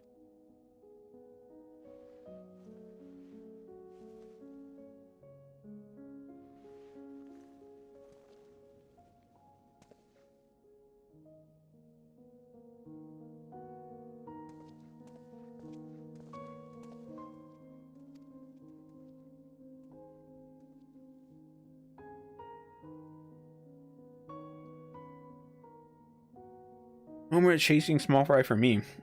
From now on, I'm going to live for the thrill of battle. I'll seek out those stronger than me, and I'll give them all a taste of my fist.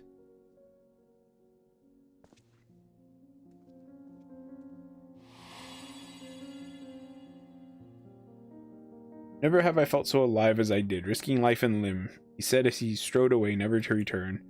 Sometime afterwards, a rumor reached me of a fearsome warrior. The man would arrive unannounced on a battlefield, trounce anyone and everyone indiscriminately before disappearing again. Interesting. Ignacio, he was called, and cursed for a feral dog. That was enough for me to know that my brother still lived. I don't understand why Ignacio got 2 sections. Is there another one that I'm missing that I'm going to get right now soon? It was only when I became a voidsent that I came to understand my brother, to understand the emptiness he felt in his mundane life. It inspired me to want to break free from my own unchanging existence and instilled in me a longing for this world. And for all his quirks, he was a good and kind brother, always looking out for me and helping me with my fishing. Like everyone, he must have turned into a voidsent. If he had the chance to come here, I believe he would have found a purpose in life, a proper one.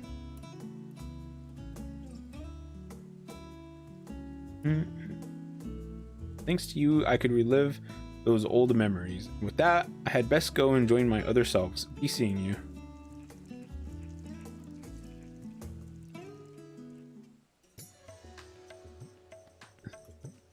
"50 screenshots. Oh, there is another one.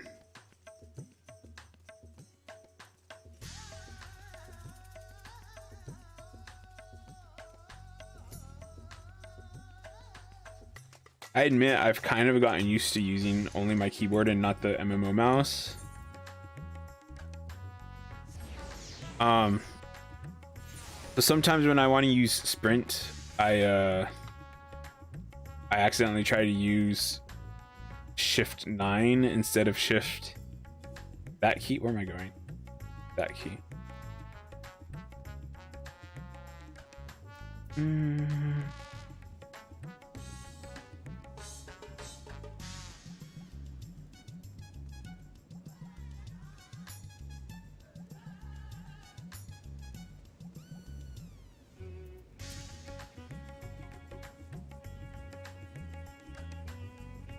What? I'm calling me? You say? I can appreciate my separation anxiety, but I answer to no one, not even myself. I am my own master. I do what I like, when I like. I do what I like, when I like. I will rejoin the others at my own leisurely pace. Which is going to be right now. Mortals, on the other hand, always seem to be busy at work. Short as your lives are, one would think you'd spend more time on leisure. You're a truly strange creature. I mean, to be real here. Well, it's because before I had my sprint assigned to shift 9, and now I changed it to shift equals plus sign plus key, which is just like 3 keys over. And I go to, like, instead of just pushing the button on the mouse, I go to push shift and 9 instead of just holding shift down to push the one on the mouse.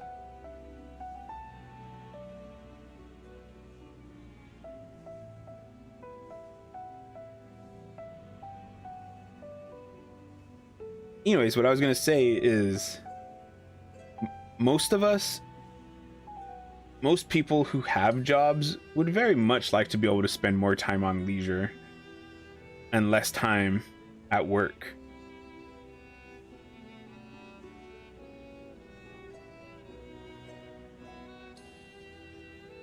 Like, if you work 5 days a week, 8 hours a day, that doesn't leave you that much time to do stuff after you get off of work.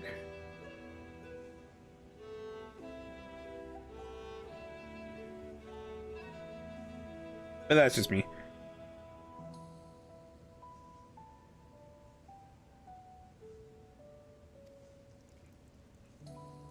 It also depends as well what exactly you're doing for your job. But everything gets tiresome over time. Still burning strong, just like the start of the experiment. Ugh, by the sisters. But tending the flame is mind-numbing work. Someone has to do it, I suppose. But I just wish it wasn't me.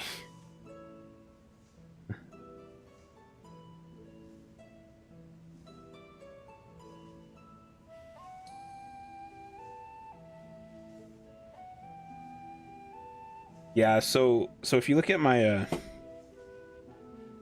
mouse,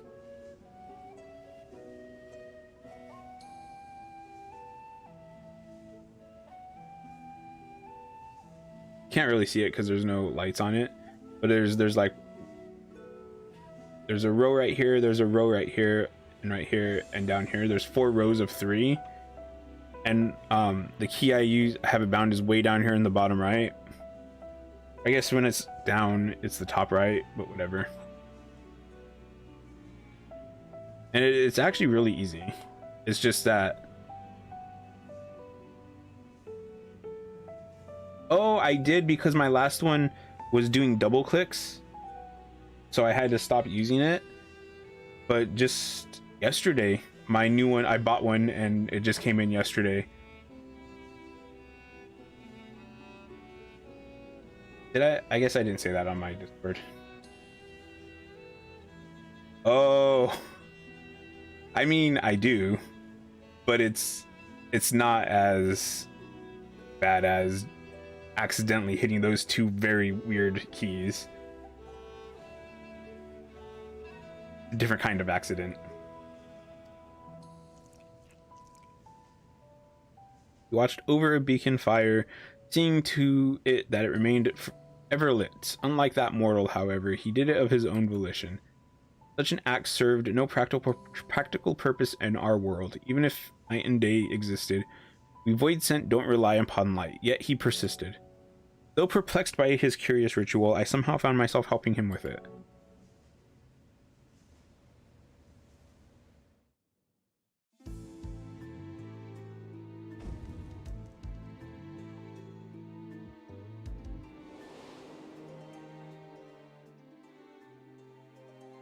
Rubicante was his name, and he went about his task dutifully.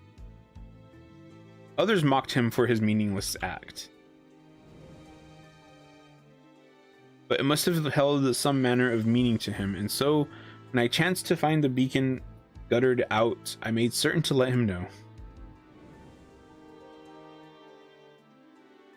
For time,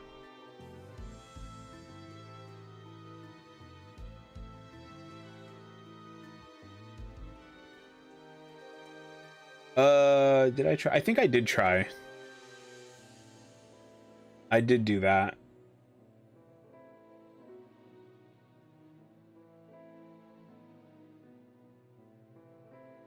At least I think I did. I really don't remember. That was months ago.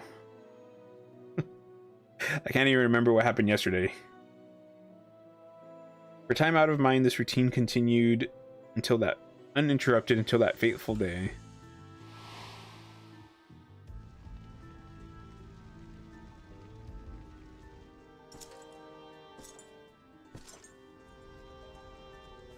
I see flames dancing in the distance. Who should I find tending it but a mage of considerable might? Such power, surely you can do more than keep a beacon lit.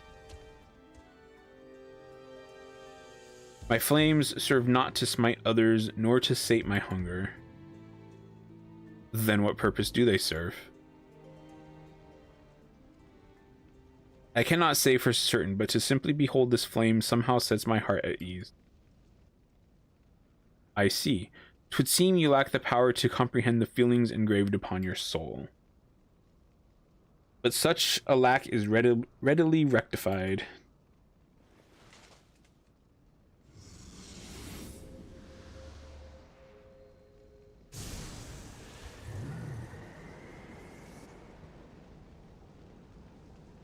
It's warmth, invigorating and comforting. Where have I felt it before? It's interesting that the voidsent kind of don't have too much memories of their past lives. Of course, the sun, that which once shone its light upon creation. Though it would set, never did it rise, did it fail to rise again. And like the sun, my flames must never die. So that is the way of it. Through your flames, you sought to recreate the sun's journey, to recreate the world as it was before. Who are you? And who are you? Who could unearth memories buried in the deepest recesses of my heart? It matters not who I am, but what I seek to do. Join me, and together we shall banish the darkness and see that the sun rises again. According to the mysterious night, the price to save the world was dear. The inhabitants of the neighboring reality must be sacrificed. To which Rubicante replied,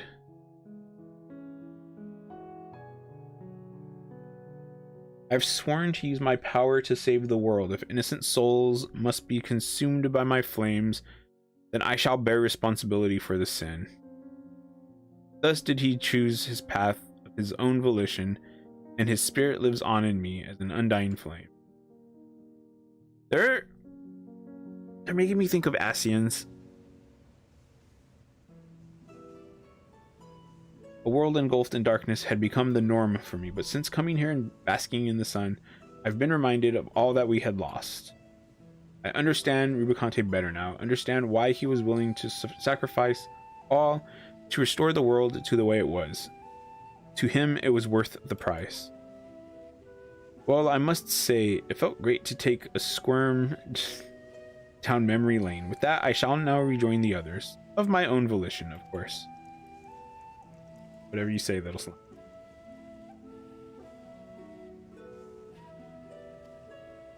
Okay, let's see what this is gonna be all about.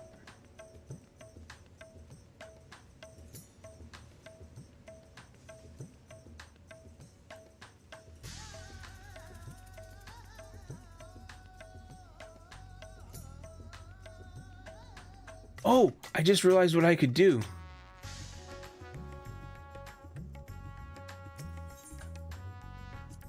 One of the things that I had to do when switching off my MMO mouse was I had to take Q and E and R,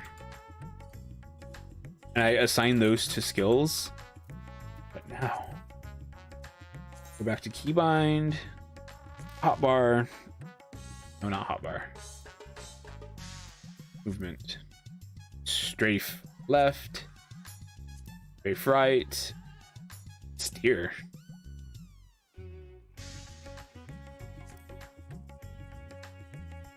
R I can get my. Oh, I can't say how many times I accidentally used the skills I had bind to Q and E simply because I'm so used to using strafe. I know a lot of people don't use strafe, they use running left and right. But like if you stand right here and you strafe, you go like that, right? And then but if you push run, it's like it has like a slight curve to its running, and I hate that.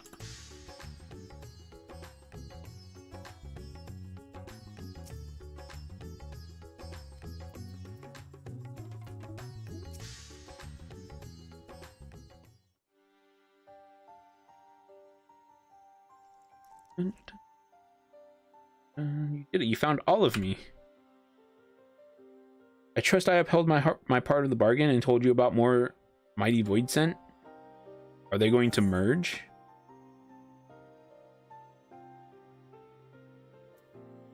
Those voidsent fought fiercely, but they will fight no more. Yeah, I don't do that. I don't like that. I don't like doing that.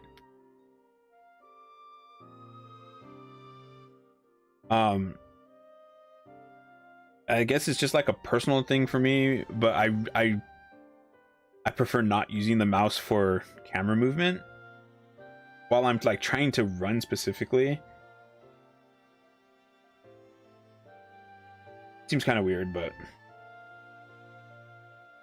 so you had already crossed paths with them. Though the tells may not help you in the battles ahead, I dare say they gave you something to think upon. As mortals, then voidsent, then archfiends, these troubled souls fought with all their being. Now their fight is over.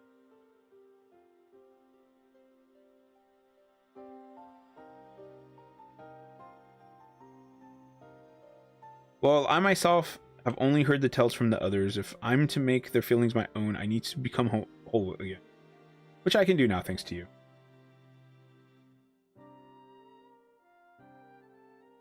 Oh yeah, for first-person shooters, I think A and D is always strafe in first-person shooters, and of course you use the mouse for looking, but you're not like you don't have to hold down the right click button to look. It's just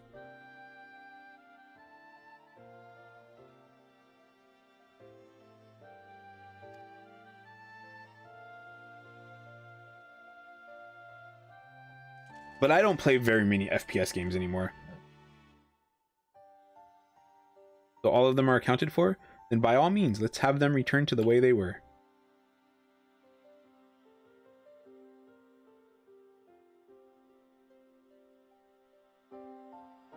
Without further ado then, to me, myself, I'm curious to see what they look like.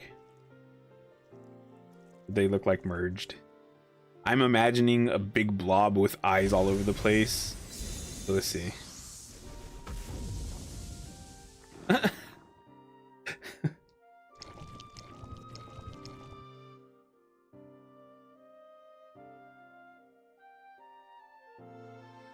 Yes, I do remember that. I remember playing Doom, and I always hated that A and D turned, and I never knew that Q and E were strafe.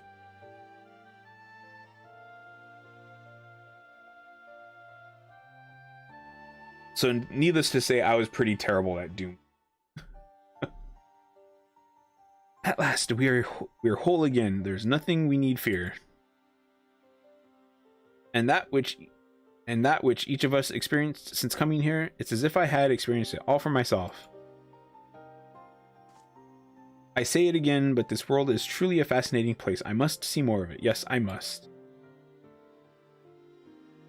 I'm not sure what I was expecting, but now that it's whole, I can't help but feel that it's more of a danger.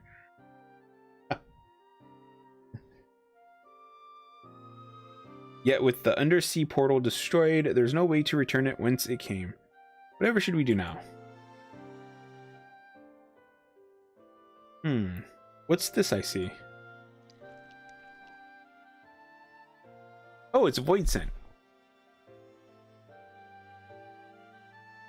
There's a few of them in that direction. More of my brethren made it over, it seems. Curious, though. This is much farther than I can usually perceive. I can only assume my vision has improved. Could this be the cumulative effect of our experiences here?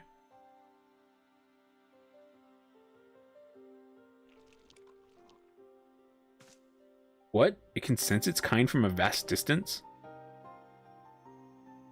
Amazing. Such an ability would make the task of tracking down invading voidsent a breeze. The creature would agree to assist us in this manner, confident that I can convince my superiors to forge a pact with it.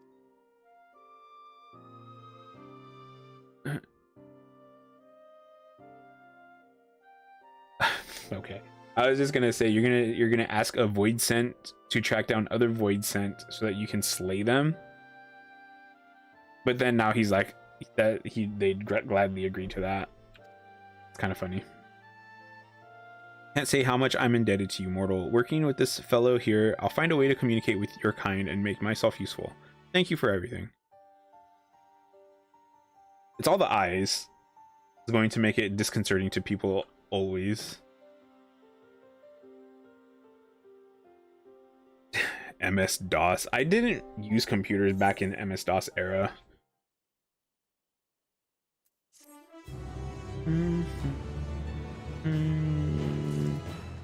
I didn't really like computers were around, but I didn't really like use computers until Windows 95, I think. And not even like in 1995. I think Windows 98 was already out by the time I was using computers.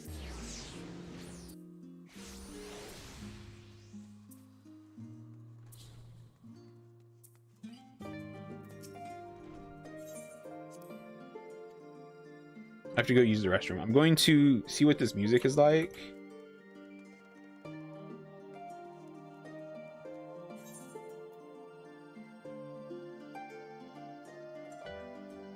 Somewhere in the world.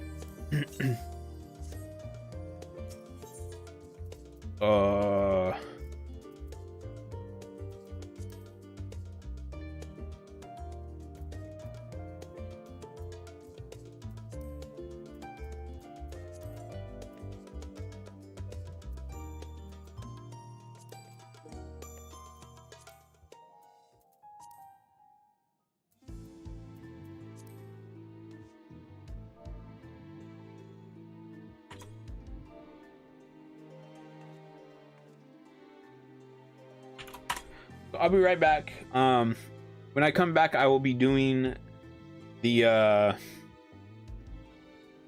Qitari story. I hope that is short, and the Moogle story, and I hope that those are short as well. So I'll be right back. So this should be the end of any sort of Endwalker spoilers.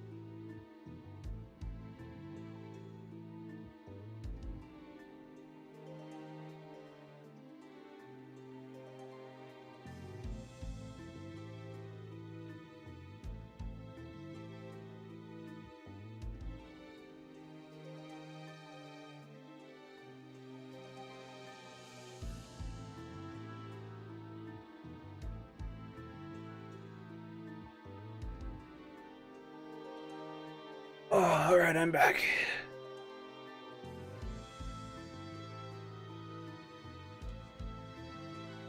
Okay. So we need to go to the Qitari.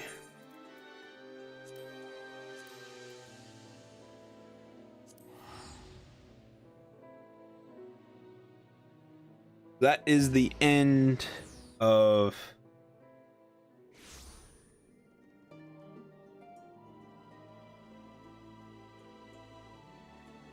ending stream with Qitari and Moogle ending stories.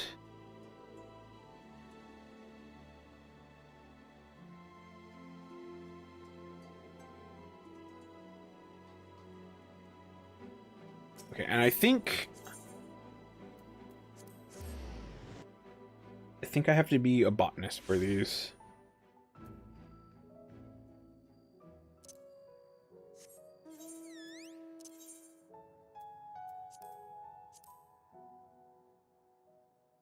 Oh, my stupid thing ran out.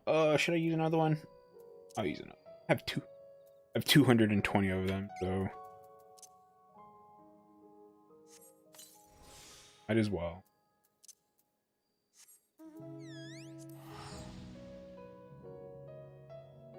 Oh, and what I'm using is the priority Etherite passes, which reduces the cost of your teleportation by 40%. I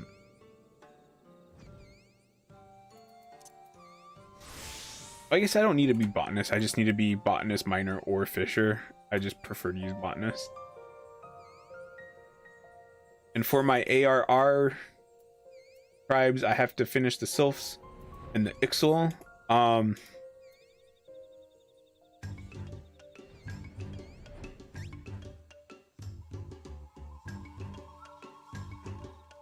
And I will try to do that at some point. Glory be to the Scree. Shakuro Waddle is pondering the history of Ronka and his people. On behalf of all the stewards, I thank you for your tireless efforts. You have our sincere gratitude. Indeed, we Qitari must bear the responsibility of having spread the pox to these parts of the forest.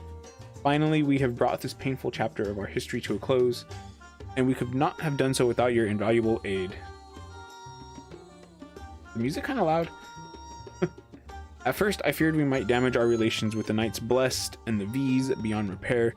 Instead, we have managed to overcome the plague together, and in doing so, the time-tested bonds between our peoples are stronger than ever before. I traveled to Slitherbow and Fano all the time to share tidings from the forest with my newfound friends.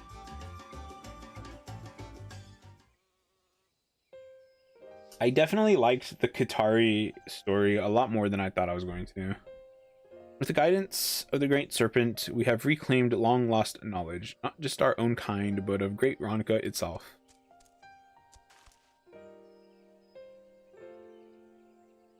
In studying the restored Stella, I have had occasion to reflect and ruminate on the history of the Empire. It truly was a great civilization, controlling and exerting influence all over of ancient Norvrant.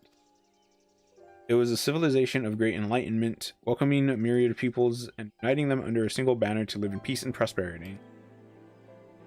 Hume and V's, Qitari, Ronso, forgot that they were called Ronso, living side by side and working towards a common good. Artistic and academic accomplishments of the Empire were many, and yet this greatest strength would also prove its downfall. Or so my theory holds. As the Empire expanded and the years went on, once strong friendships and alliances began to turn sour, small disagreements flared into all-out conflicts. Ronka, once akin to a mighty tree that seemed as if it would stand forever, began to splinter from within. I imagine Ronka in its final years, withered and dying. No doubt the Emperor sat on his throne, waiting in vain for the arrival of one who would restore his empire to its former glory, waiting for the ally of Ronka. Compared to the long and storied history of Ronka, my own 3 years seem as insignificant as a drop of water in a great and gushing river. I understand the sentiment, my boy, but it is not so. While the lifespan of any one Qitari may be short, we must never underestimate the value of our shared knowledge and wisdom. Accumulated though our many experiences are recorded for the sake of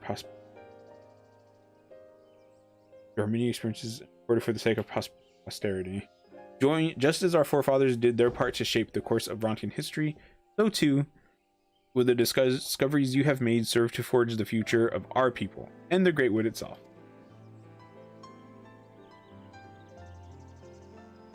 But we must not forget our friends and allies, without whose aid we may not have survived to see this day. Might I trust you to convey our gratitude to them on my behalf, Chikuro? But of course, father, consider our gratitude conveyed. Oh ho, ever learning, I see. Might I trust you to escort my son to Fano? I would be able to forgive would not be able to give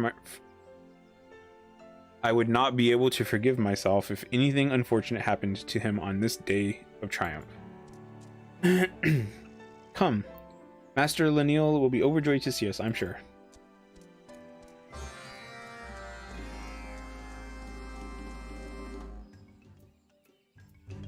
Dun, dun, dun, dun.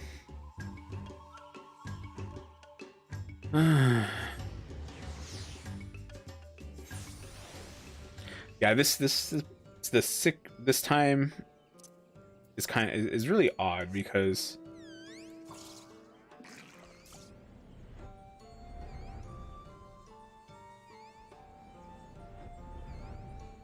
like yesterday I felt really sick.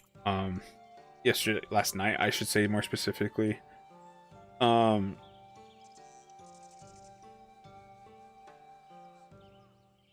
And then I woke up still feeling pretty sick.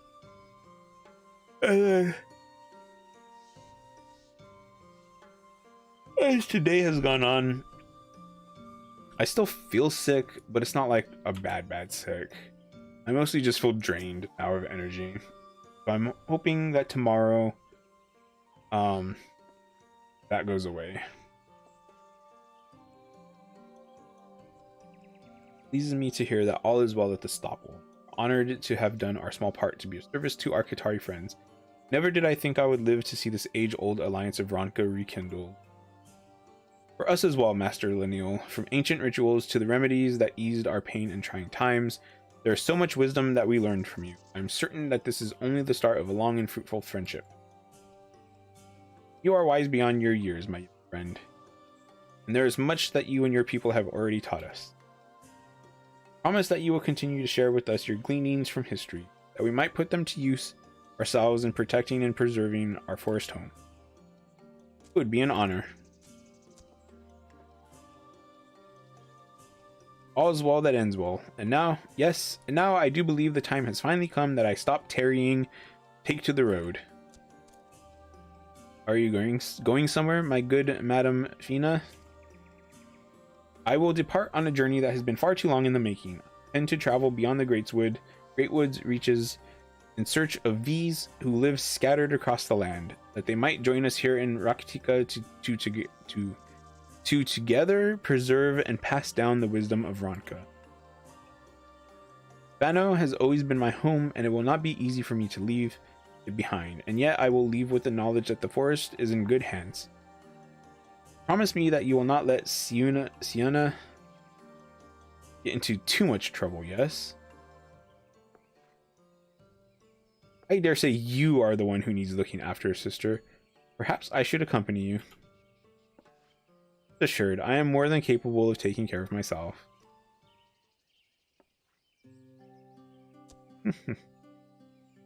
Forgive me if I refrain from stepping in the midst of the sibling squabble. Go in safety, Fina. Know that the azure blooms will always guide you home. Thank you, Master Laniel. I will return. And with that, I had best be off, before I find another reason to delay my journey any longer. Young Chikuro Haruhi, promise me that you will be well.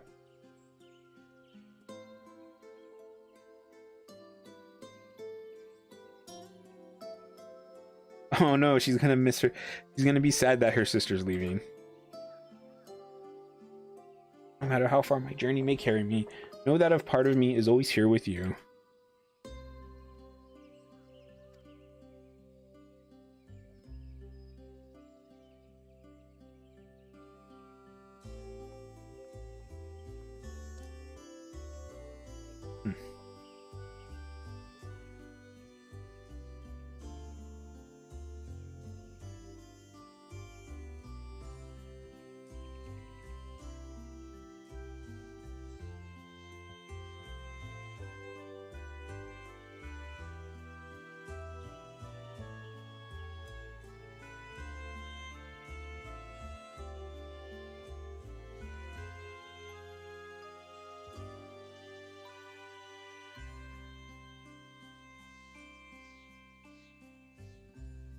Saying goodbye is not easy, is it? But it is time we return to the road again ourselves. We must pay our respects to Valen and Quinfert after all. Very well, we will not keep you any longer. Do pass along our respects to our friends in Slitherbow. I was not certain what to think of that Quinfert at first, but he has proved a loyal friend. He is a different one, isn't he? But of course, if you ever have time, do come visit Father and I. Nothing would make me happier than to be able to show you around the Stopple.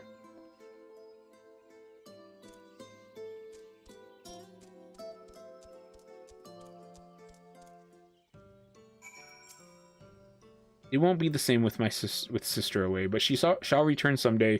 In the meantime, there is no time to sit around feeling lonely. I will have to work harder than ever to protect our forest from those who would cause it harm.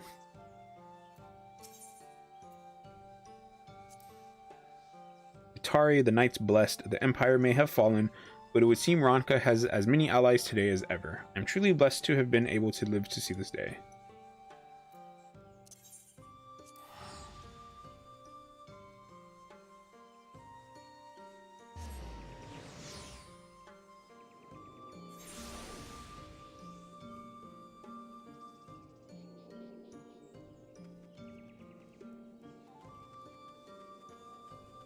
So, talking about MMO mice, I did actually really like the Red Dragon one I had, but I will say that this mouse in particular, it very much, the buttons are a lot easier to press. Like, they're a lot lighter or softer. I don't even know. Sensitive, I guess would be the word.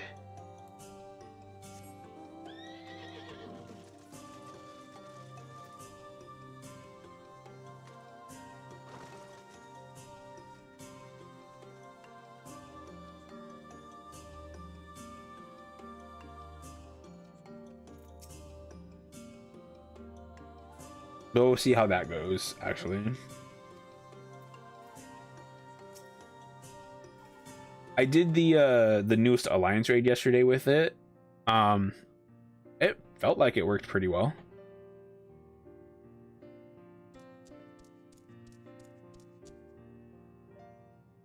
Master Valen, are you certain you should be up and about like this? Have no worries, my little friend. I'm feeling like my old self again. I hear that all is well again in the Stopple too. That's truly a relief. I shudder to think of what would have happened all of us here in the Great Wood if you hadn't made your discovery. Truly, we owe a debt of gratitude to your ancestors and their wisdom. And truly, we all owe a debt to the great serpent of Ronka, by whose divine auspices young Chakurl was led, the stela on which the cure was inscribed. Yes, praise be to the serpent. Praise be. Do you think you keep your voice down a bit? Some of us are still recuperating from a life-threatening plague, you know.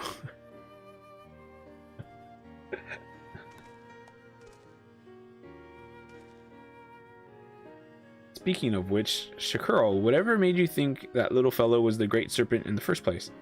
When Quinfert first started rambling on to that end, I thought he'd finally lost the last of his wits.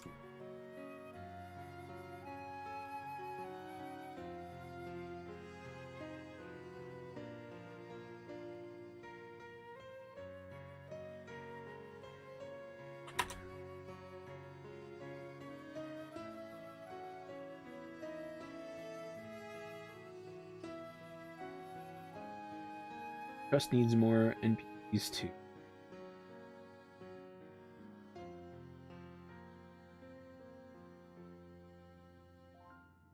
Excellent question, Valen. One I have been giving some thought to myself. Father had always told me tales of how the Ronkins worshipped a great serpent as their guardian and protector, but there were no clear records of its physical appearance.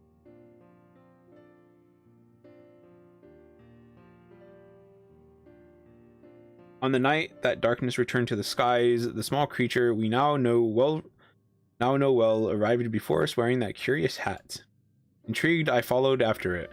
It led me through the rabble, where I saw that the passage to our ancestral homeland was at long last open once more. Jumping for joy, I picked the small creature up and ran home to share the news with father. With a tear in his eye, he gazed at me deeply and spoke these words: "The great serpent itself has arrived to guide us home." That moment, I knew it must be so. A moment of divine inspiration, no doubt, and not altogether unlike my own. This is most fascinating indeed.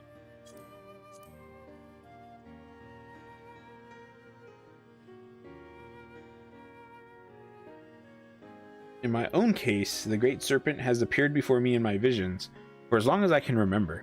Time and again, it shared with me the words of wisdom that I so dutifully recorded as the Gospel of Quinfert. So, what happened just a second ago is, like, I actually really like my keyboard, but I had my finger on the F key, because that, for me, that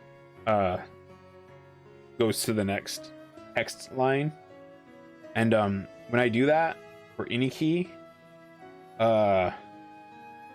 keys are so sensitive that sometimes I press them without meaning to. One day it called out to me with a terrifying scree, warning of a great calamity that was to befall the Great Wood if I did not rise to action. Shortly after that, we came upon that tiny creature in the forest, and I recognized it immediately as the incarnation of our divine protector. It is clear now that all was leading up to this day. Its first appearance in my visions, our meeting, all has been part of the Great Serpent's grand design to restore peace, harmony, and prosperity to the forest. Truly, we would never have been able to rediscover our history, nor overcome the spread of the plague were it not for the Serpent's guidance and wisdom.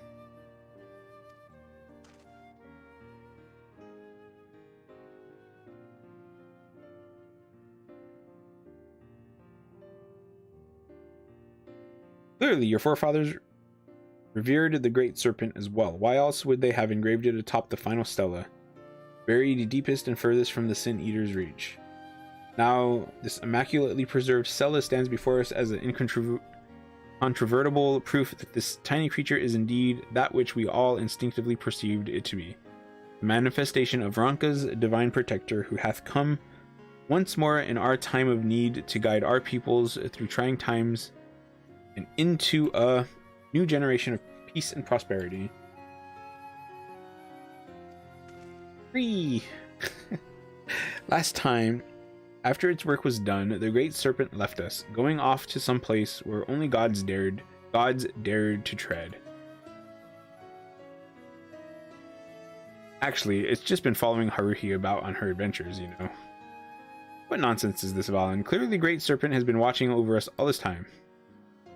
In any event, it is clear that we owe the serpent a debt of gratitude. It would be remiss of us for us to not make a pilgrimage to a site where we might properly pay obeisance. But there is no telling where the serpent has gone. Where might we go that it might hear our words? The ancestral slumbering place of the Great Serpent, the mighty crystal that has appeared before me time and again in my visions. I speak of none other than the fruit of the protector cradled amidst the waters of Lake Simekta.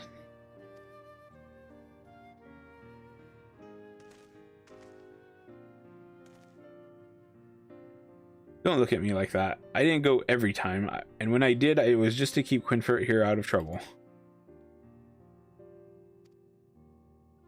Let's do a question. Okay.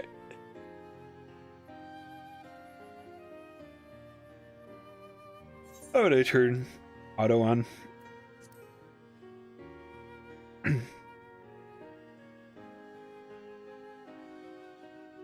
Quinfert talks too much.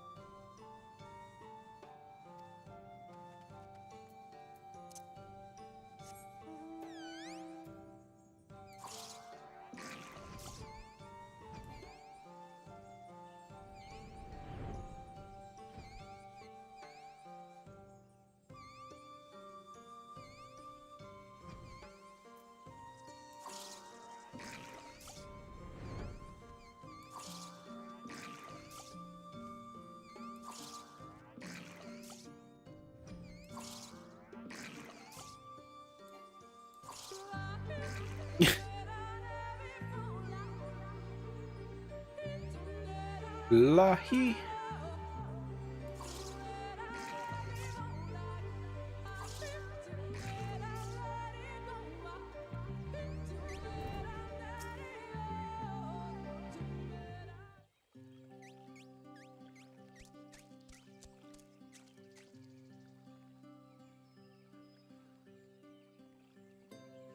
Well, here I am, but what words can I truly convey my feelings to the Great Serpent?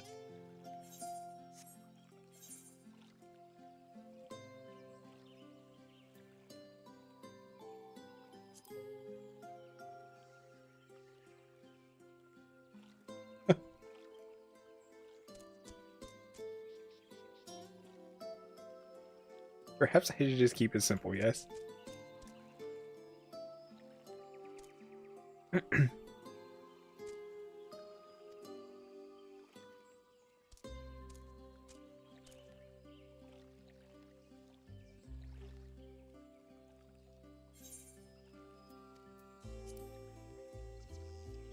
He said keep it simple, but he said like a whole paragraph.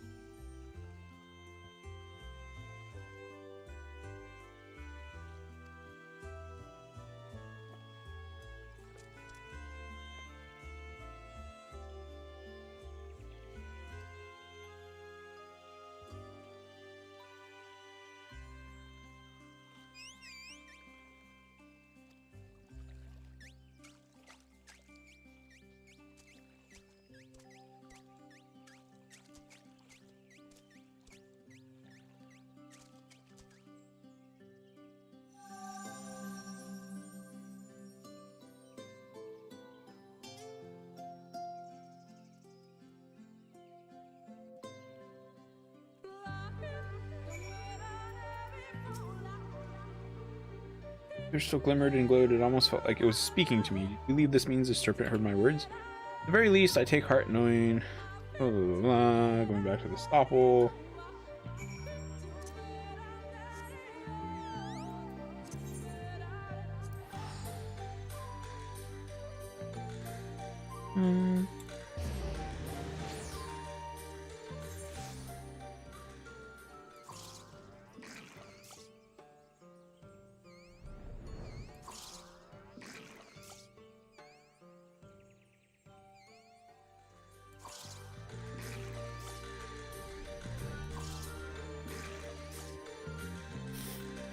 I actually feel pretty tired.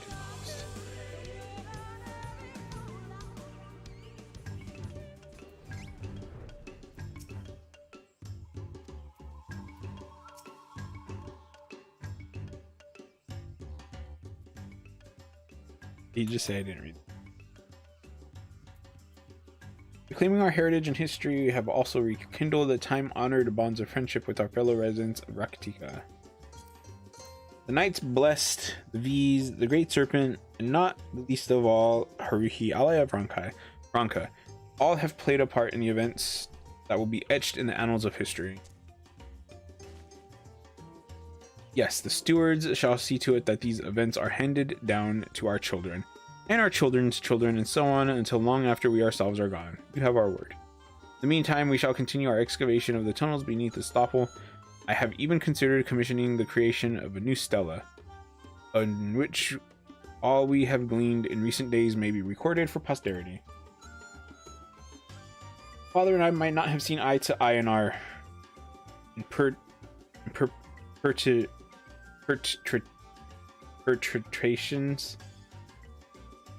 A hard one to say, of history, but I can assure you that we are of a like mind regarding the future we would forge for our people. How you've grown. It nigh brings a tear to my eye.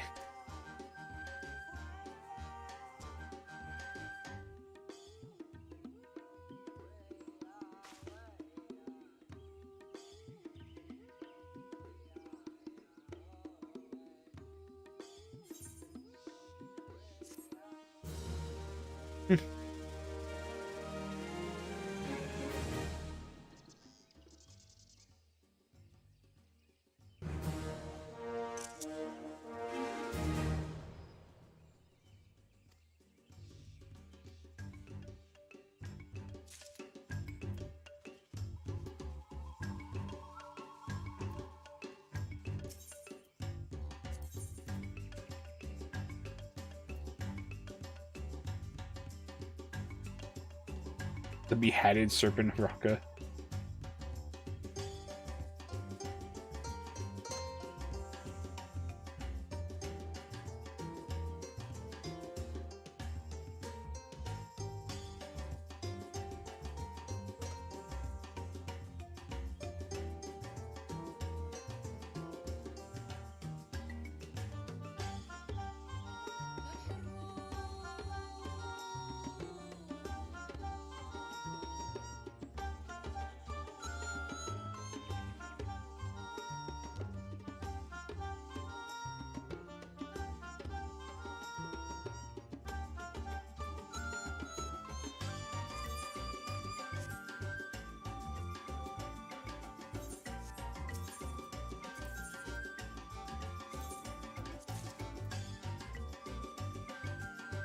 Guess you couldn't get that one.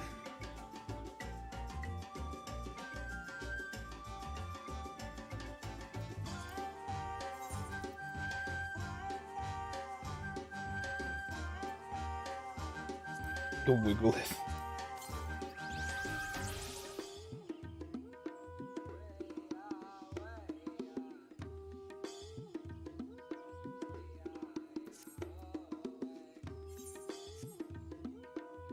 Upo is next.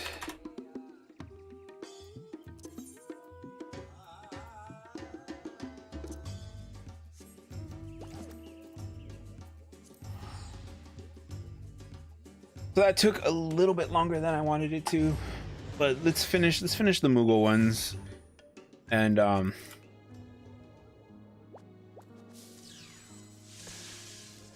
let's just get these done on stream, and then I will end.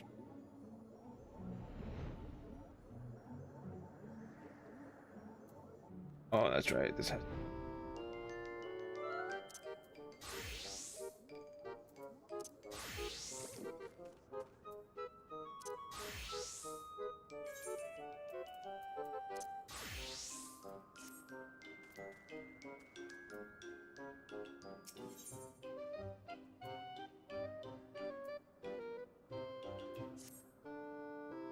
I could really respect the OD and Master Taurus and see what they want.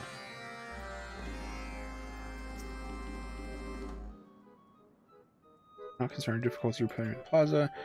I wish to offer you my sincerest gratitude for your help thus far. My family, for though House Zamal Mal is now renowned for its skill at stonemasonry, that was not always the case. No, as recently as 3 centuries ago, we were but humble crafters.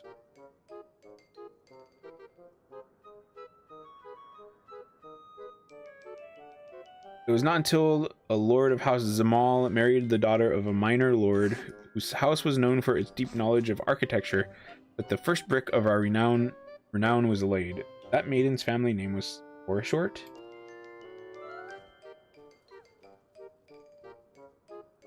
Original architects of Barles. For short. His blood courses through the veins of every son and daughter of House Zamal, and his teachings have enriched our lives.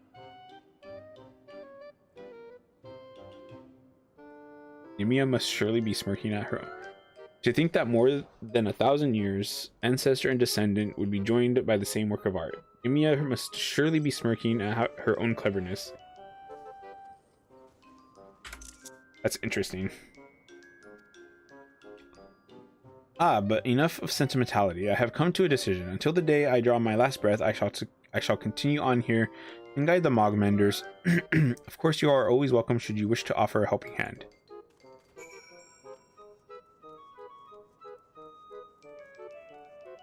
God, those two doing the Moogle dance.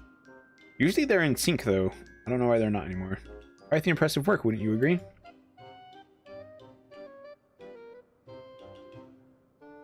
When Mogzen first told me about Barles, I was sure nothing would ever get done. I certainly never dreamed he would go so far as to receive Gillenbursti's praise.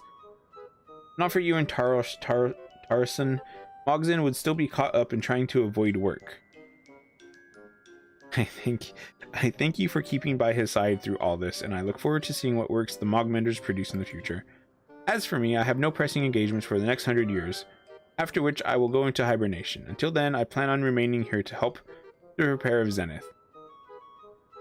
If you find yourself back here sometime within the next century, be sure to say hello.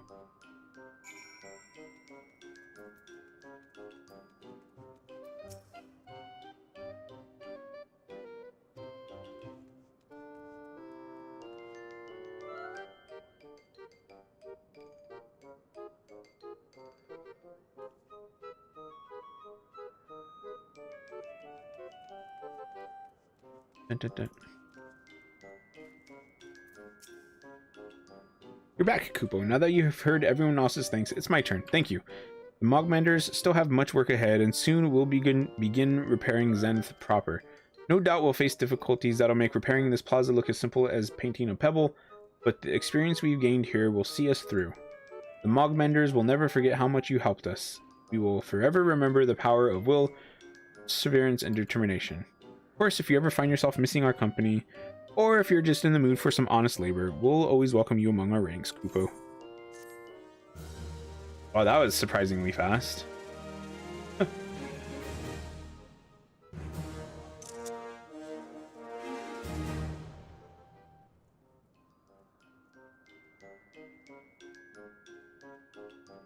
I was not expecting that to be like 2 minutes.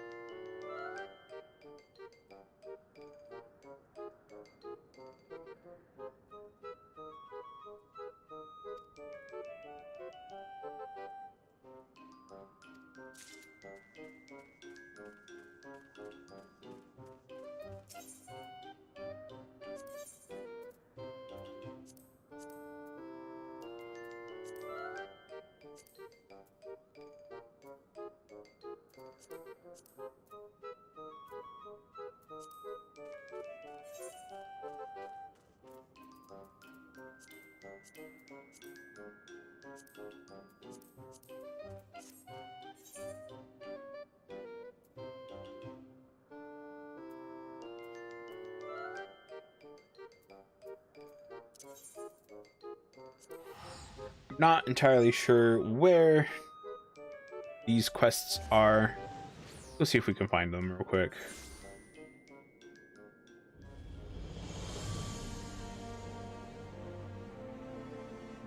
Mislaid plans? No, I don't think that's it.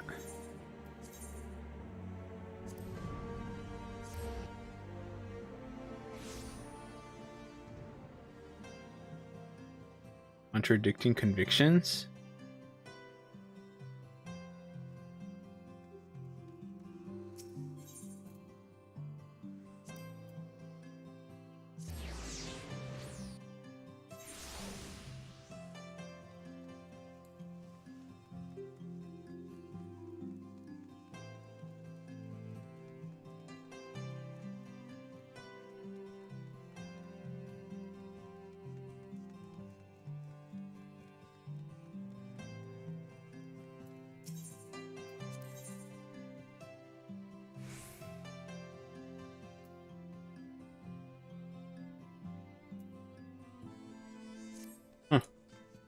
Okay, I will look it up real quick.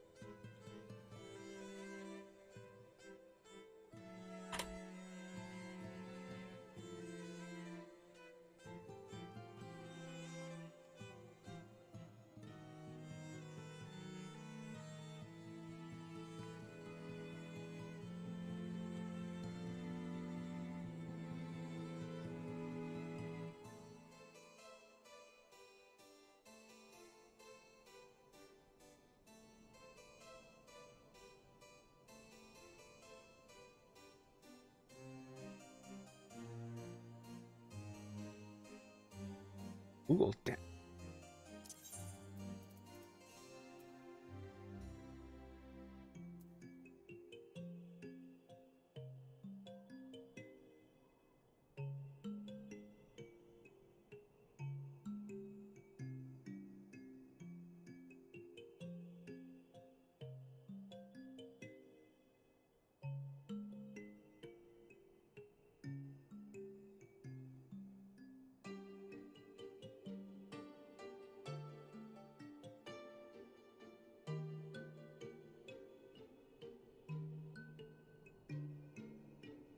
Oh, in Idleshire?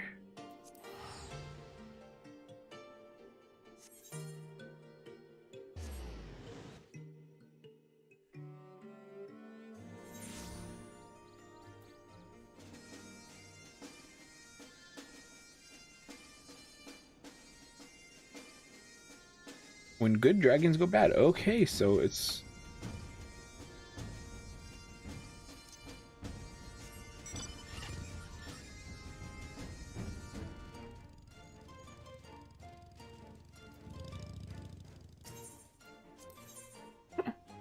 Okay. Oh, I know where that one's at. I have a feeling... I don't know where this one is going to be in Shadowbringers.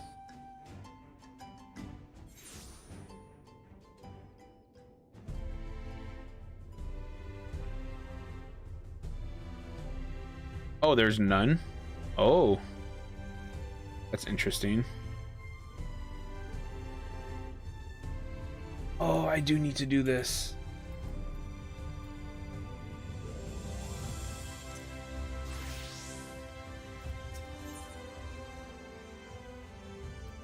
Hmm.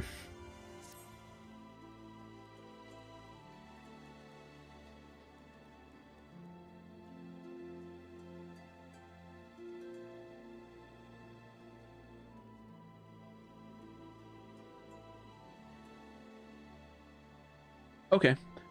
So now...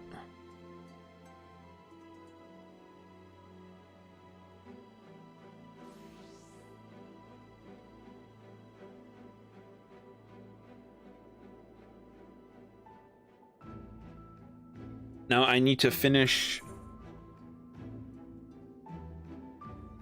Now I need to finish the Sylphs, and I need to finish the Ixal, and then I can start working on... Then I can have a stream of doing all of the allied tribal quests, which is just for A Realm Reborn, Heavensward, and Stormblood.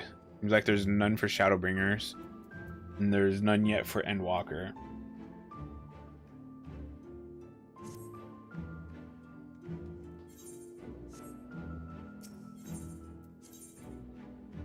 Yeah.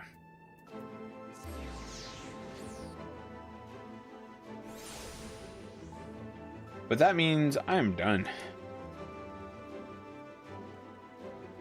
I'm basically just going to rest and relax for the rest of the day. We stream tomorrow. I think Zol will be around for that. I don't know if I want to do dungeons though. I don't know if I want to do Dungeons 3. We'll have to see how I feel.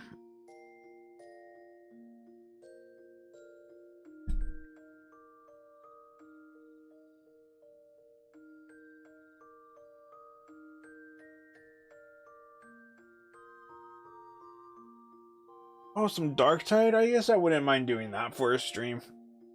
just to check it out some more.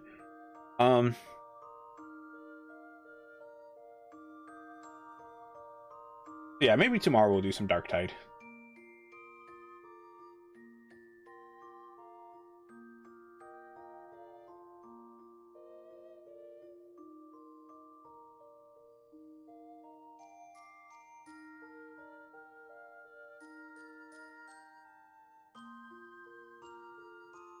But I'll chat with Zol on that in the Discord.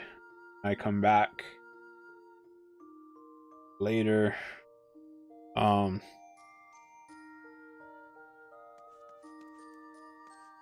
This was a decently fun stream. It